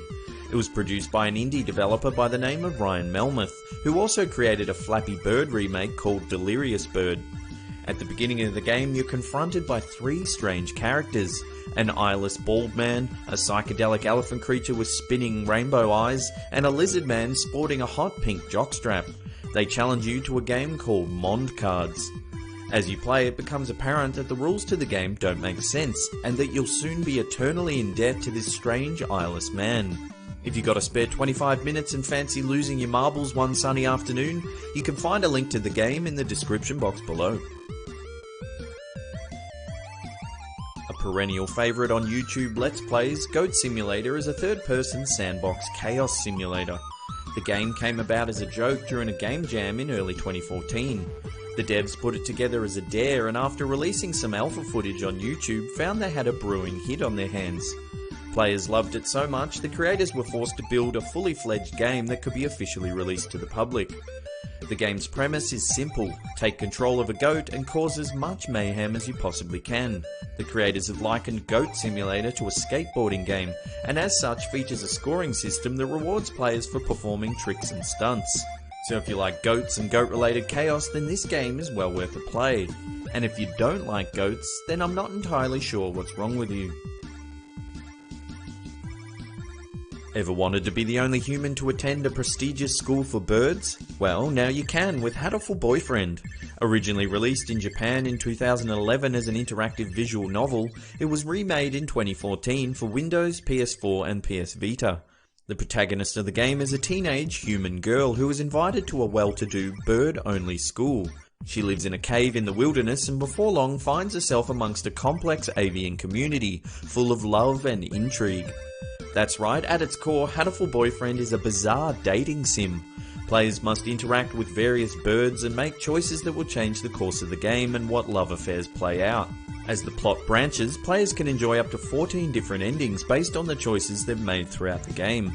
So if you've ever wondered what it might be like to date a pigeon, then wonder no more. Hatoful Boyfriend will have you hooting and pecking and flapping your wings in a marvellous display of courtship in no time. Created in 2015 by eccentric indie developer Robert Yang, Rinse and Repeat is a first-person bathing simulator. Touted as the most technologically advanced male shower simulator in the history of video games, players take control of a fellow bather. You're tasked with washing anonymous men, moving the mouse up and down over their wet bodies in an effort to please them. According to Yang, the game is about feeling out of place and vulnerable as a male in public showers. For a game about washing naked men, a surprising amount of thought has gone into it, from the custom-engineered water shaders to its core ethos. This is a hilarious game and it's designed to be taken with a grain of salt. Whether you're repulsed or intrigued, this shower sim will get a rise out of you one way or another. Well, that's the end of the episode. Thank you so much for watching. If you're new to the channel, then why not hit subscribe? If you're a regular, make sure that bell button's clicked so you get all our channel updates. And that's it for me. I'll see you all next time. Pew!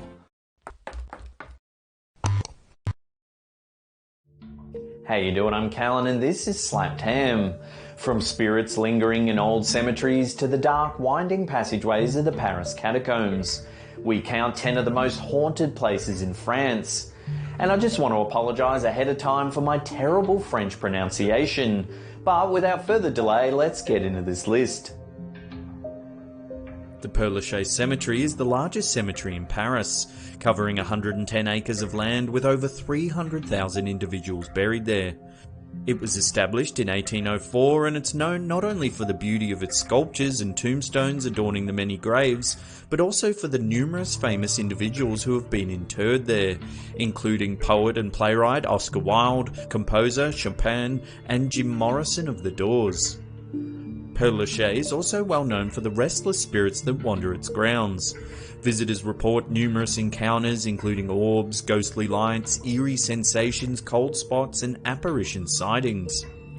Visitors experience ghostly tugs on their clothing when they venture too close to the grave of Prime Minister Adolphe Thiers.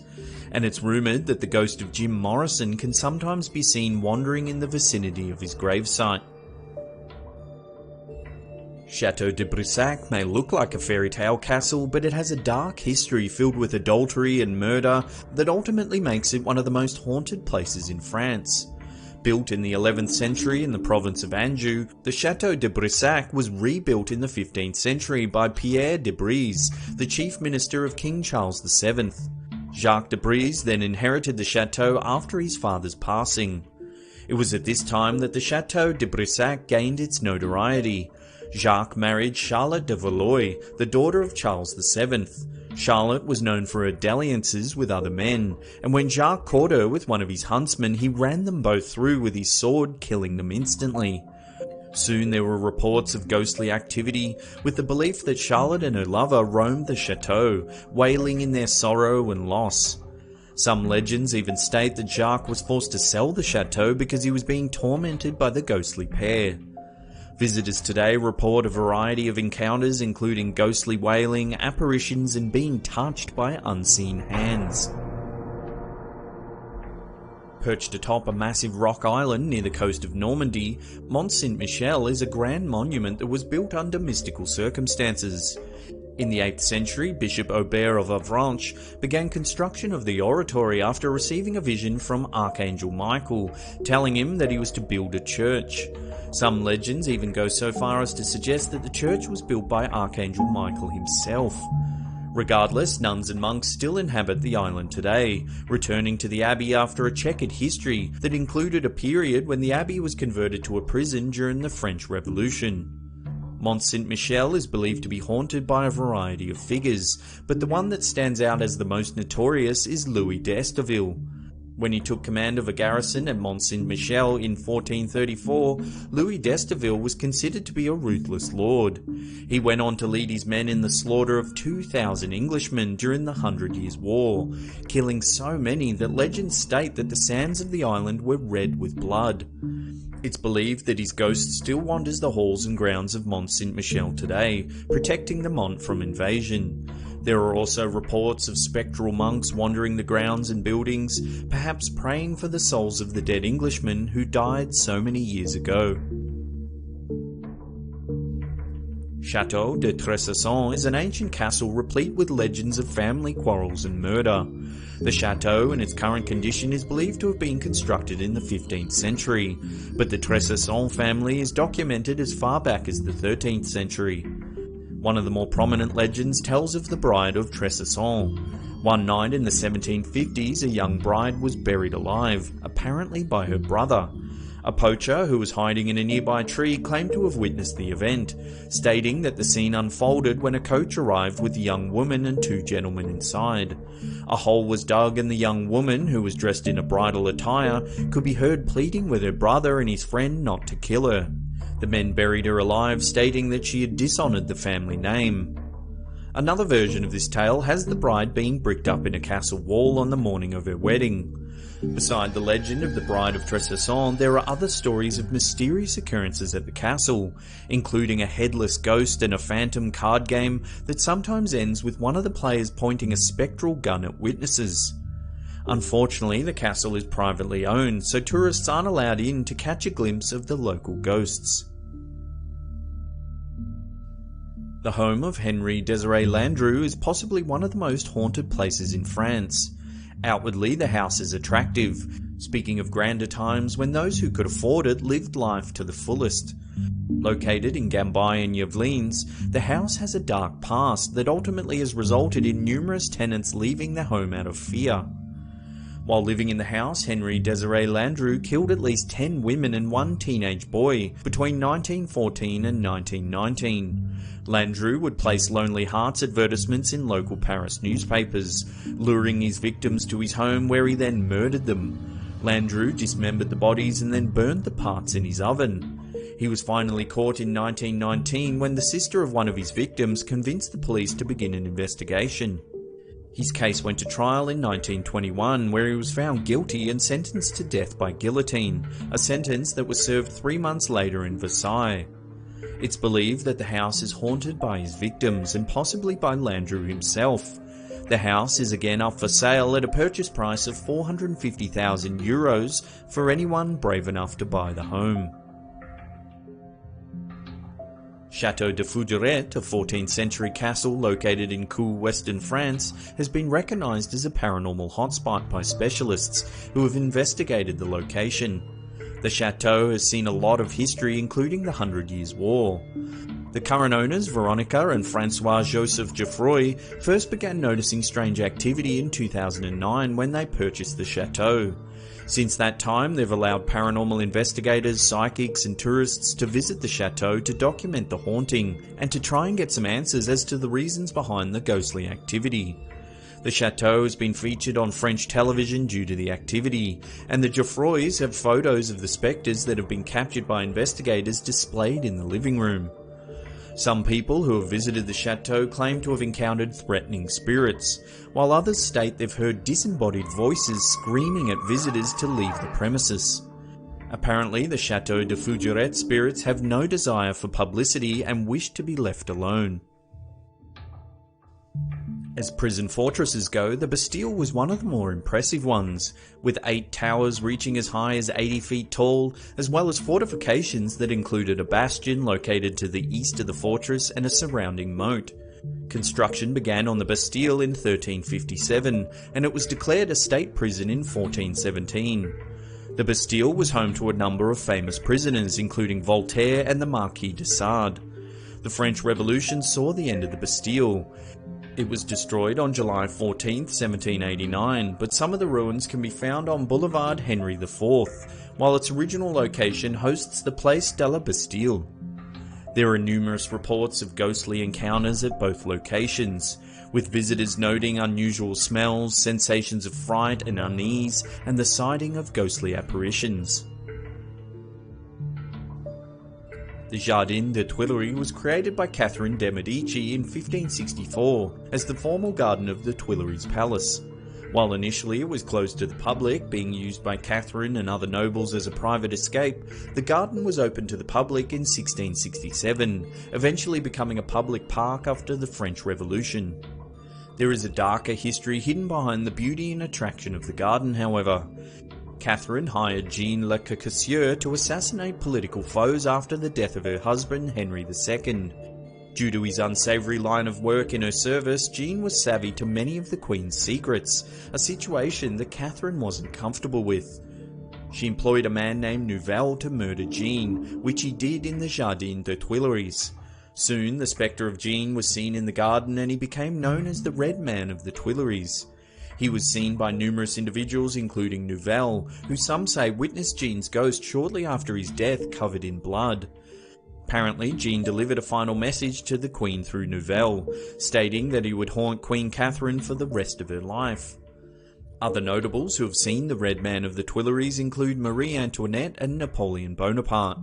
It's believed that encountering this apparition is a portent of tragedy that shouldn't be taken lightly. Located in Brittany and built in the 11th century, the Château de Chateaubriand has seen more than enough in the way of history and events to collect its fair share of ghosts. In 1252, the current lord of the chateau, Geoffroy IV of Chateaubriand, left his home to join the crusade, leaving his wife Sybil behind.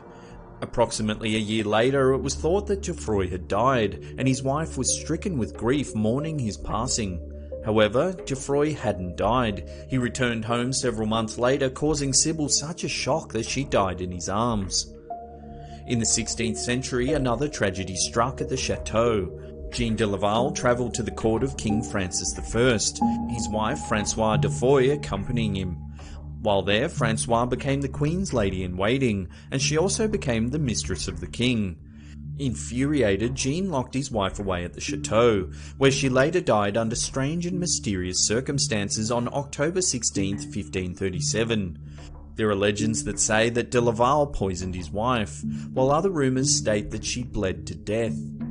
Regardless of how she died, it's said that at midnight on October 16th of each year, François leads a spectral procession of monks and knights up the stairs of Chateau de Chateaubriand before disappearing at the final stroke of midnight, making this one of the must-see haunted places in France. Before we get to that number one spot and take a look at what is surely the most haunted place in France, remember to hit that subscribe button and turn on channel notifications. That way you'll be up to date with all our latest creepy content.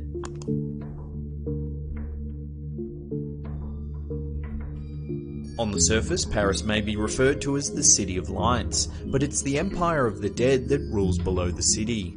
Starting in 1786, most of the remains from Parisian graveyards were carted into the caverns and tunnels of what were once ancient stone mines located under the city. In total, over 6 million bodies were eventually moved to the catacombs in an attempt to improve living conditions due to overpopulation and sanitary issues. Over the years, numerous passages were decorated with elaborate structures, fashioned from stacks of bones and skulls, creating a macabre ossuary for the millions who were interred there. While the catacombs hold a dark fascination, enticing many to wander about on their own, it's not necessarily the safest thing to do. There have been several occasions where people have disappeared in the catacombs, some have never been seen again, while others became another addition to the collection of bones. One such occurrence involved Philibert Espère. He disappeared in 1793, but his body wasn't found until 1804. Ironically, his remains were only a few feet from the exit.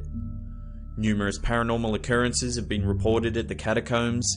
Disembodied voices, glowing orbs, spectral lights, touches from unseen presences, and ghostly apparitions are only some of the things that individuals have experienced while visiting the catacombs. Well, that's the end of another episode. Thank you so much for watching. If you're enjoying the content, slap that upward facing thumb. It really helps us out. If you can't get enough, there's a link to some more of our content there, or there's some playlist links in the description box below. And that's it from me. I'll see you all next time. Pew! Slap time. 10 creepy websites you have to see. From ordering freshly gargled milk to perusing satanic rituals, join us as we take a look at 10 creepy websites you have to visit. This website offers milk that has been gargled by rich white girls. White Power Milk claims that their milk becomes purified once rinsed in the mouths of their selection of what they call girls from the upper echelons of society. The gargling girls must be white, in peak physical condition, and from an elite pocket of society. The milk, which is extraordinarily expensive at $130 for just 2 ounces, can be purchased with a video of your chosen white girl gargling the very milk you've just ordered. The video is uploaded and sent to you via a private link. So not only is the concept deeply troubling and elitist, it's difficult to tell whether the site is for real. In their FAQ, the first question asks, is this site real? Do you really get the girls to gargle the milk you sell? And the answer is, of course, yes. But in their terms and conditions, one section says, a portion of the information on this website has been fictionalized. So whether that can be read as the whole thing is a sick joke remains a mystery. This curious web destination is boggling to say the least. The landing page is a wash of nonsensical information. It looks like a collage of the internet circa 2001. However, the strangest part is that the website changes every time you visit. I must have refreshed around 5 or 6 times, and each time I saw a different mishmash of imagery, texts and symbols. No one particularly knows the meaning of the website, if indeed it has one at all. After researching this creepy website, I came by a thread on 4chan where someone had discovered another disturbing layer to the puzzle. If you follow a secret link embedded in the website, you can see what appears to be a live feed into someone's bedroom. The grainy and dark webcam footage is super unsettling. One has to wonder whether it's consensual. The first thing you'll notice about this creepy website is the angel fire goodness, the low quality banners, the eyeball searing contrasted coloured links, and the basic text. However, internet nostalgia aside, at its core it's a rather in-depth website concerning Satanism and black magic. It tries to pose Satanism as a genuine form of spirituality, offering advice and guiding articles on how to relinquish your soul to the devil. Creepier still, there's a link to a Yahoo group that is actively recruiting young children into the practice of Satanism. This website offers a cuddling service for those in need of some human interaction. That's right, you can actually hire people to snuggle with. All you have to do is jump on this creepy website, browse the available women. I don't think men are available for cuddling for some reason, but then you choose whether you want them to come to your house or hotel, or you can even go to the snuggler's house. The website touts the therapeutic benefits of hugging, which can be beneficial on some levels, but the whole terminology of the website reeks of an escort agency. In-calls, out-calls, hourly rates, it all makes for a very uncomfortable concept. Firstly, it should be noted that this creepy website doesn't exist anymore, and it's probably for the better. Created back in 2003, Afterlife telegrams would charge $5 per word for a message to be delivered to those who have passed away. How is that even possible? Well, former owner of the website, Paul Kinsella, would recruit patients dying of terminal diseases and ask them to memorize his clients' telegrams so they could pass them on in the afterlife once they died. If you're a fan of the Beatles and open to the possibility of interdimensional time travel, then this odd website is sure to pique your interest. The owner of this website, known by his alias James Richards, claims to have come into possession of an unreleased Beatles album.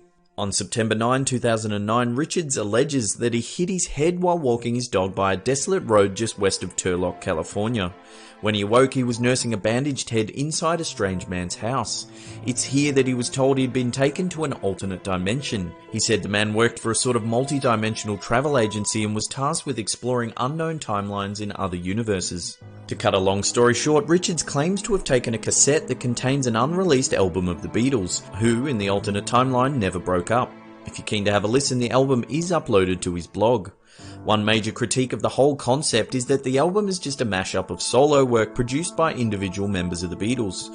Richards defends this point by saying that even though in the alternate universe the band stayed together, their future musical ideas would have been the same but manifested in a different form, i.e. their solo work from our reality became the future Beatles albums in the other reality. For a Beatles fan, this creepy website is a fascinating read, and it's well worth listening to the album one lazy afternoon. If nothing else, the mashup is pretty impressive. We'll chuck a link in the description box below. This very mysterious website seems to be the beginnings of an application to some kind of forum. All there is a login button and an email address to apply for membership. It says you should already know what you need to apply to get into the website. Googling comes up with very little information. Some say it's a gateway to an underground hacking community. This anti-capital punishment website was created by artist and photographer Jonathan Camburis. It documents the last meals of a range of prisoners on death row, from first-time offenders to serial killers and the mentally ill. The landing page is a series of photos of prisoners and their requested last meals. It's a very unnerving and surreal experience browsing these photos. Observing the contents of someone's very last meal while staring at their mugshot really drives home the finality of capital punishment. This understated website is offering an incredibly creepy product, human leather. The goods are pitched at the most discernible of clientele, odd folk with very specific taste. There's a range of belts, shoes, wallets and other accessories made from 100% human skin. According to their FAQ, the leather is sourced from people who have bequeathed their skin prior to dying. They claim that it's not illegal, but with prices starting at $15,000 it's difficult to tell whether this website is a hoax or not. And I'm not exactly about to cough up that much money just to see if a real human ball bag wallet turns up at my doorstep. Creep levels are at maximum with this one. Majabon was a vlog-style YouTuber that started uploading videos back in 2006. She was best known for her staring videos, where she would just look doe-eyed into the camera for around 30 seconds. These videos became hugely popular, some racking up millions of views. However, despite her growing popularity, she inexplicably stopped uploading in 2015. And after some hefty googling, no one seems to know where she went. Now here's the creepy part. Magibon.com is a very unsettling website that hosts two videos that play on loop. They depict a man in a gas mask known as Frank writhing about on the floor. Disturbing imagery of dolls and bugs flicker on screen. Photos of Magibon are spliced in between these graphic scenes. Japanese phrases appear that translate roughly as "I want Magibon, wait to come back, and let's do it baby." The final link on the website takes you to a page that displays the words "I'm sorry." Ordinarily, I'd just dismiss a website like this as the work of an internet troll looking to frighten a few wayward visitors, but the fact that Magibon mysteriously stopped uploading videos over a year ago makes for a troubling conclusion. Bonus time! Hey, guess what? We have a brand new merch store. That's right, get your piglet mittens on a whole range of slapped ham goodness. We got tees and hoodies with all sorts of amazing designs. So plop on over, check out the store, links are in the description box below, or you can click the card above that just appeared then. Also, let us know what you think of the shop and all the designs in general over on Twitter or Facebook. We'd love to get your feedback. Why you so creepy, internet? As always, thanks heaps for watching. If you're new to the channel, hit that big old red subscribe button. If you enjoyed the video, slap a like on it. Remember to leave a comment down below, we love reading them. And this is the Slapperm shining off.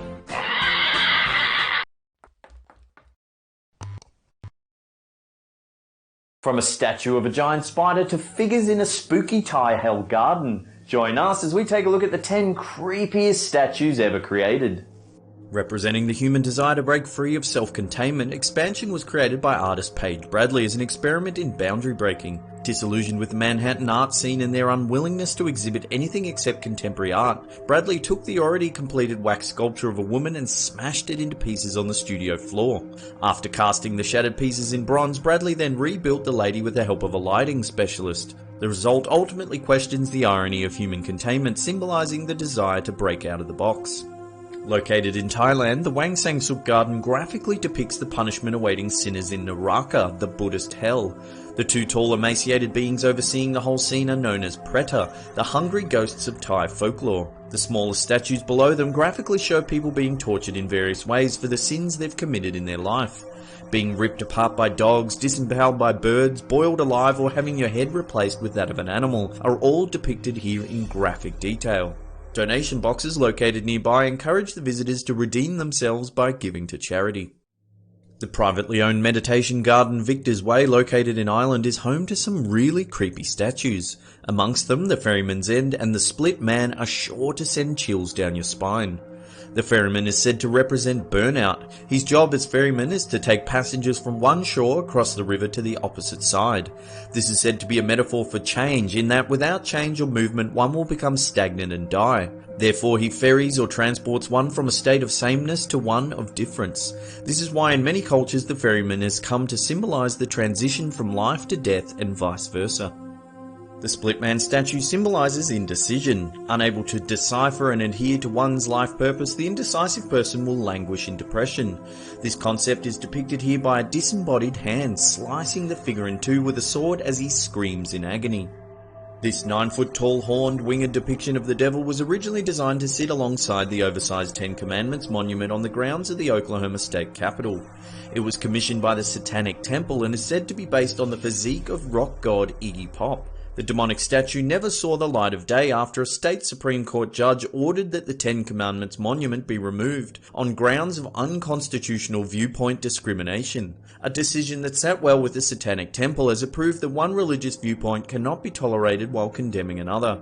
The one-ton tribute to Satan now sits in an industrial warehouse in Detroit, Michigan, where it was unveiled to chants of "Hail Satan" as onlookers flocked to get their photo taken next to the foreboding figure. This creepy sculpture is actually one of a series of 6 gigantic spiders created in 1996. Several of the oversized arachnids are housed in permanent locations, including the National Gallery of Art Sculpture Garden in Washington, D.C. In 2006, one of the statues sold at auction for a mind-melting $4 million. In 2008, another spider sold for $4.5 million, and most recently, in 2011, another sold for a staggering $10,722,000, the latter selling for the highest ever price paid for an artwork by a female artist at the time. This statue of a giant pink rabbit eating a man in Pilsen, Czech Republic is straight out of anyone's creepiest childhood nightmares. The artist, Adam Tribusek, describes the piece as symbolizing man and his constant struggle against the system, and said it was inspired by the painting Saturn Devouring His Son by Francisco de Goya. After erecting the statue, the local council has received several complaints asking it to be moved to another location. Imagine being a small child looking out the window of that apartment building and seeing that thing just before falling asleep at night. Lake Natrone in northern Tanzania is a salt lake with a pH level of more than 12. The caustic waters of the lake make it almost uninhabitable for most wildlife except flamingos that make their nests on the small islands in the centre of the lake. The unusual conditions of the lake preserve any animal unlucky enough to fall into the briny waters, turning them hard and statue-like. Unsuspecting birds commonly fall victim to the lake's caustic waters, which can burn their skin and eyes, eventually turning them into an eerie, motionless statue. Weeping angels are characters from the sci-fi series Doctor Who that resemble winged angel statues. They remain frozen in their statue form as long as they're being watched, but can move very quickly when not seen. They harvest human life force by sending their victims back in time and feeding off the potential energy of the victim's future. Although these characters are fictional, they do have a chilling backstory and are consistently voted one of the scariest Doctor Who villains ever created. The idea that a creepy stone statue may come to life when you look away is enough to think twice about visiting a museum ever again. Located in the Lakeview Cemetery in Cleveland, Ohio, is the Angel of Death Victorious, mounted on Francis Hasserot's gravestone. The life-size bronze statue appears to be weeping tears of blood from its pupilless eyes.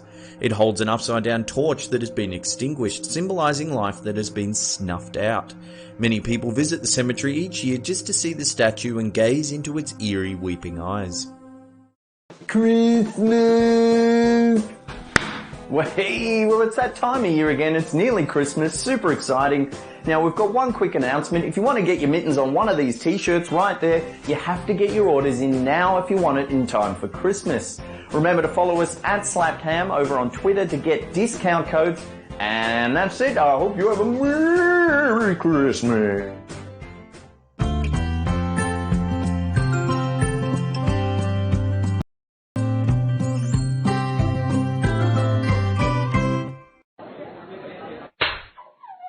Slap.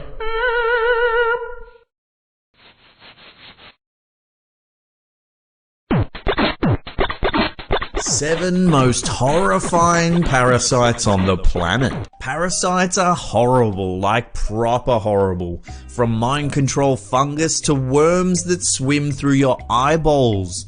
Join us as we vomit our way through 7 of the most horrifying parasites on the planet. Number 7. The human botfly.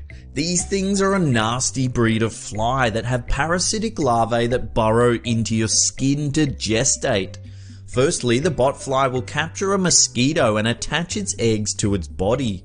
The mosquito will then fly off looking for a host to feed on. When the mosquito punctures the skin of the host, i.e. us, the botfly larvae crawl into the wound where they live for up to 8 weeks. A known remedy for a botfly larvae infestation is to cover the entrance to the wound with nail polish so as to suffocate the creepy little bastards. Then you pull them out with tweezers. I think I just vomited in my mouth a little bit. Number 6. Tongue-eating louse. This is a parasitic crustacean that eats tongues. Now, before you shut down this video and hide under your bed, luckily this parasite does not affect humans. Known as Cimatoa exigua, the female of the species will enter fish through the gills, moving along to the back of the tongue where it punches it and feeds off the blood. She'll sit there at the back of the fish's mouth feeding on blood until the tongue wastes away and falls off.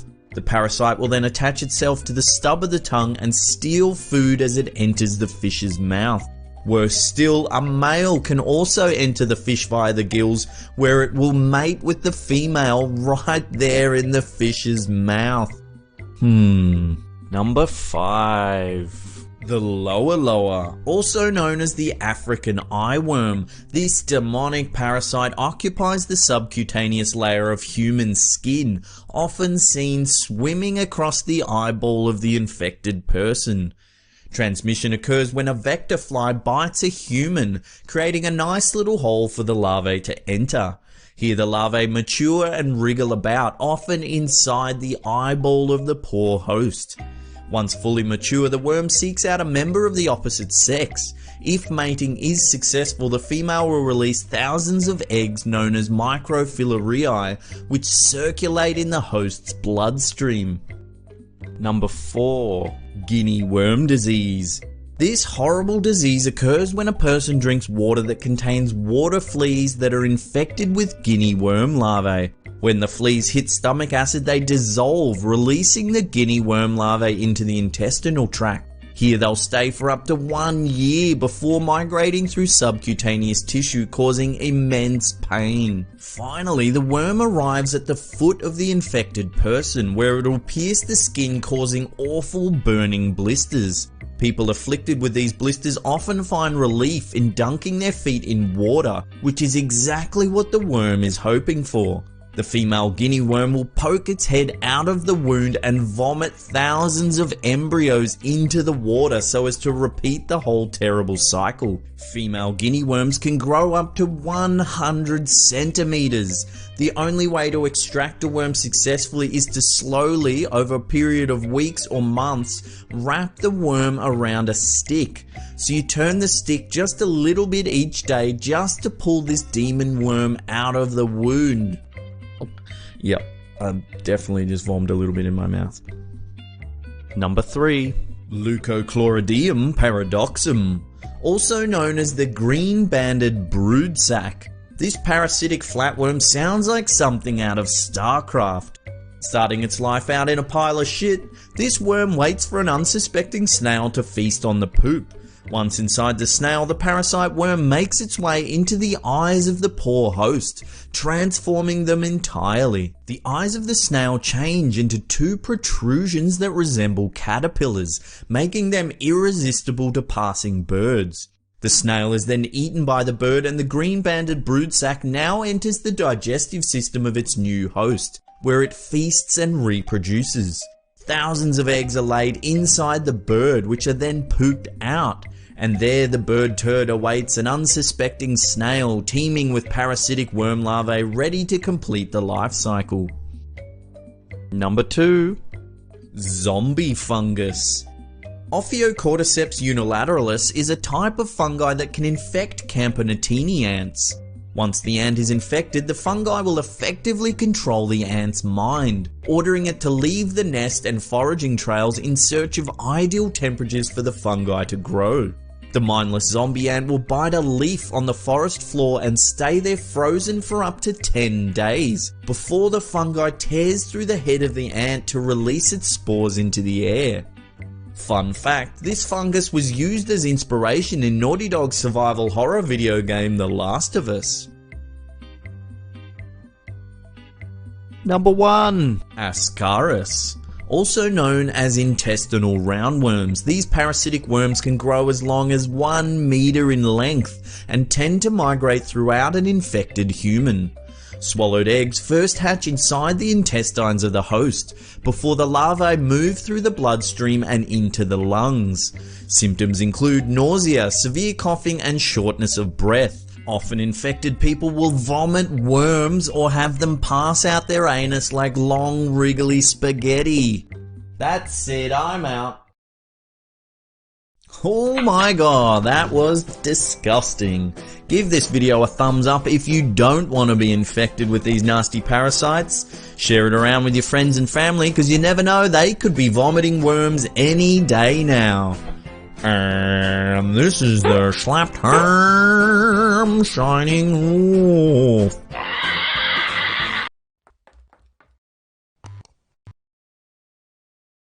From children doing emergency drills for a bombing raid to the staking of an alleged vampire's heart. Join us as we take a look at 10 real photos with creepy backstories. This unsettling photo was taken in Liverpool, England in 1941. After persistent bombing from German air forces during early phases of World War II, all UK citizens were issued with a gas mask. Rampant fear of a gas attack on Britain led many schools to run drills with their students. This photo shows young schoolchildren learning how to put on a gas mask and file hand in hand to a nearby meeting area. This is Anne Elizabeth Fowler Hodges. She is the first documented human to be hit by a verified extraterrestrial object. Known as the Sylacauga meteorite, this 5.5 kilo, which is around 12 pound space rock, fell into the living room of Hodges on the afternoon of November 30th, 1954. She lay on her couch having an afternoon snooze when the meteorite crashed through the roof of her house. It bounced off a large wooden radio, then smashed into her left hip, causing significant bruising. The event garnered worldwide media attention, and soon a bitter ownership battle broke out between Hodges and her landlord as to who owned the meteorite. Offers of up to $5,000 were being made to purchase the rock.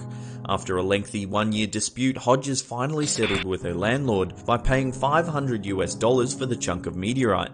But by then, public interest had diminished and buyers were no longer interested. Taken in 1895, this photo shows Horatio Gordon Robley sitting with his collection of severed heads. Known as Moko Makai, these are the preserved heads of tattooed Maori tribesmen. During the 19th century musket wars in New Zealand, violent clashes broke out between arriving Europeans and the native Maori. The war saw the severed heads of natives used as a form of currency, which could be bartered for other goods and even firearms. During the American Civil War, the Andersonville prison camp was notorious for its poor treatment of inmates. The prison was built around a swamp. Prisoners were often forced to bathe and drink water contaminated with the feces of thousands of sick and dying men. Diseases like dysentery, diarrhea and scurvy were rife throughout the camp. This photo is of a Union soldier who managed to survive the horrific conditions at the Andersonville prison camp. His emaciated figure gives insight into the appalling treatment prisoners of war had to endure. This is the mummified heart of alleged vampire August Delagrange. It is said that he was responsible for the deaths of more than 40 people in the early 1900s. In 1912, Delagrange was murdered by a Catholic priest who drove a stake into his heart. This photo, taken on August 14, 1936, shows the last public execution in the United States. A crowd of up to 20,000 people watch in anticipation. Rainey Bethea was the last prisoner in America to be publicly executed after he was found guilty of the rape and murder of 70-year-old Alicia Edwards. Although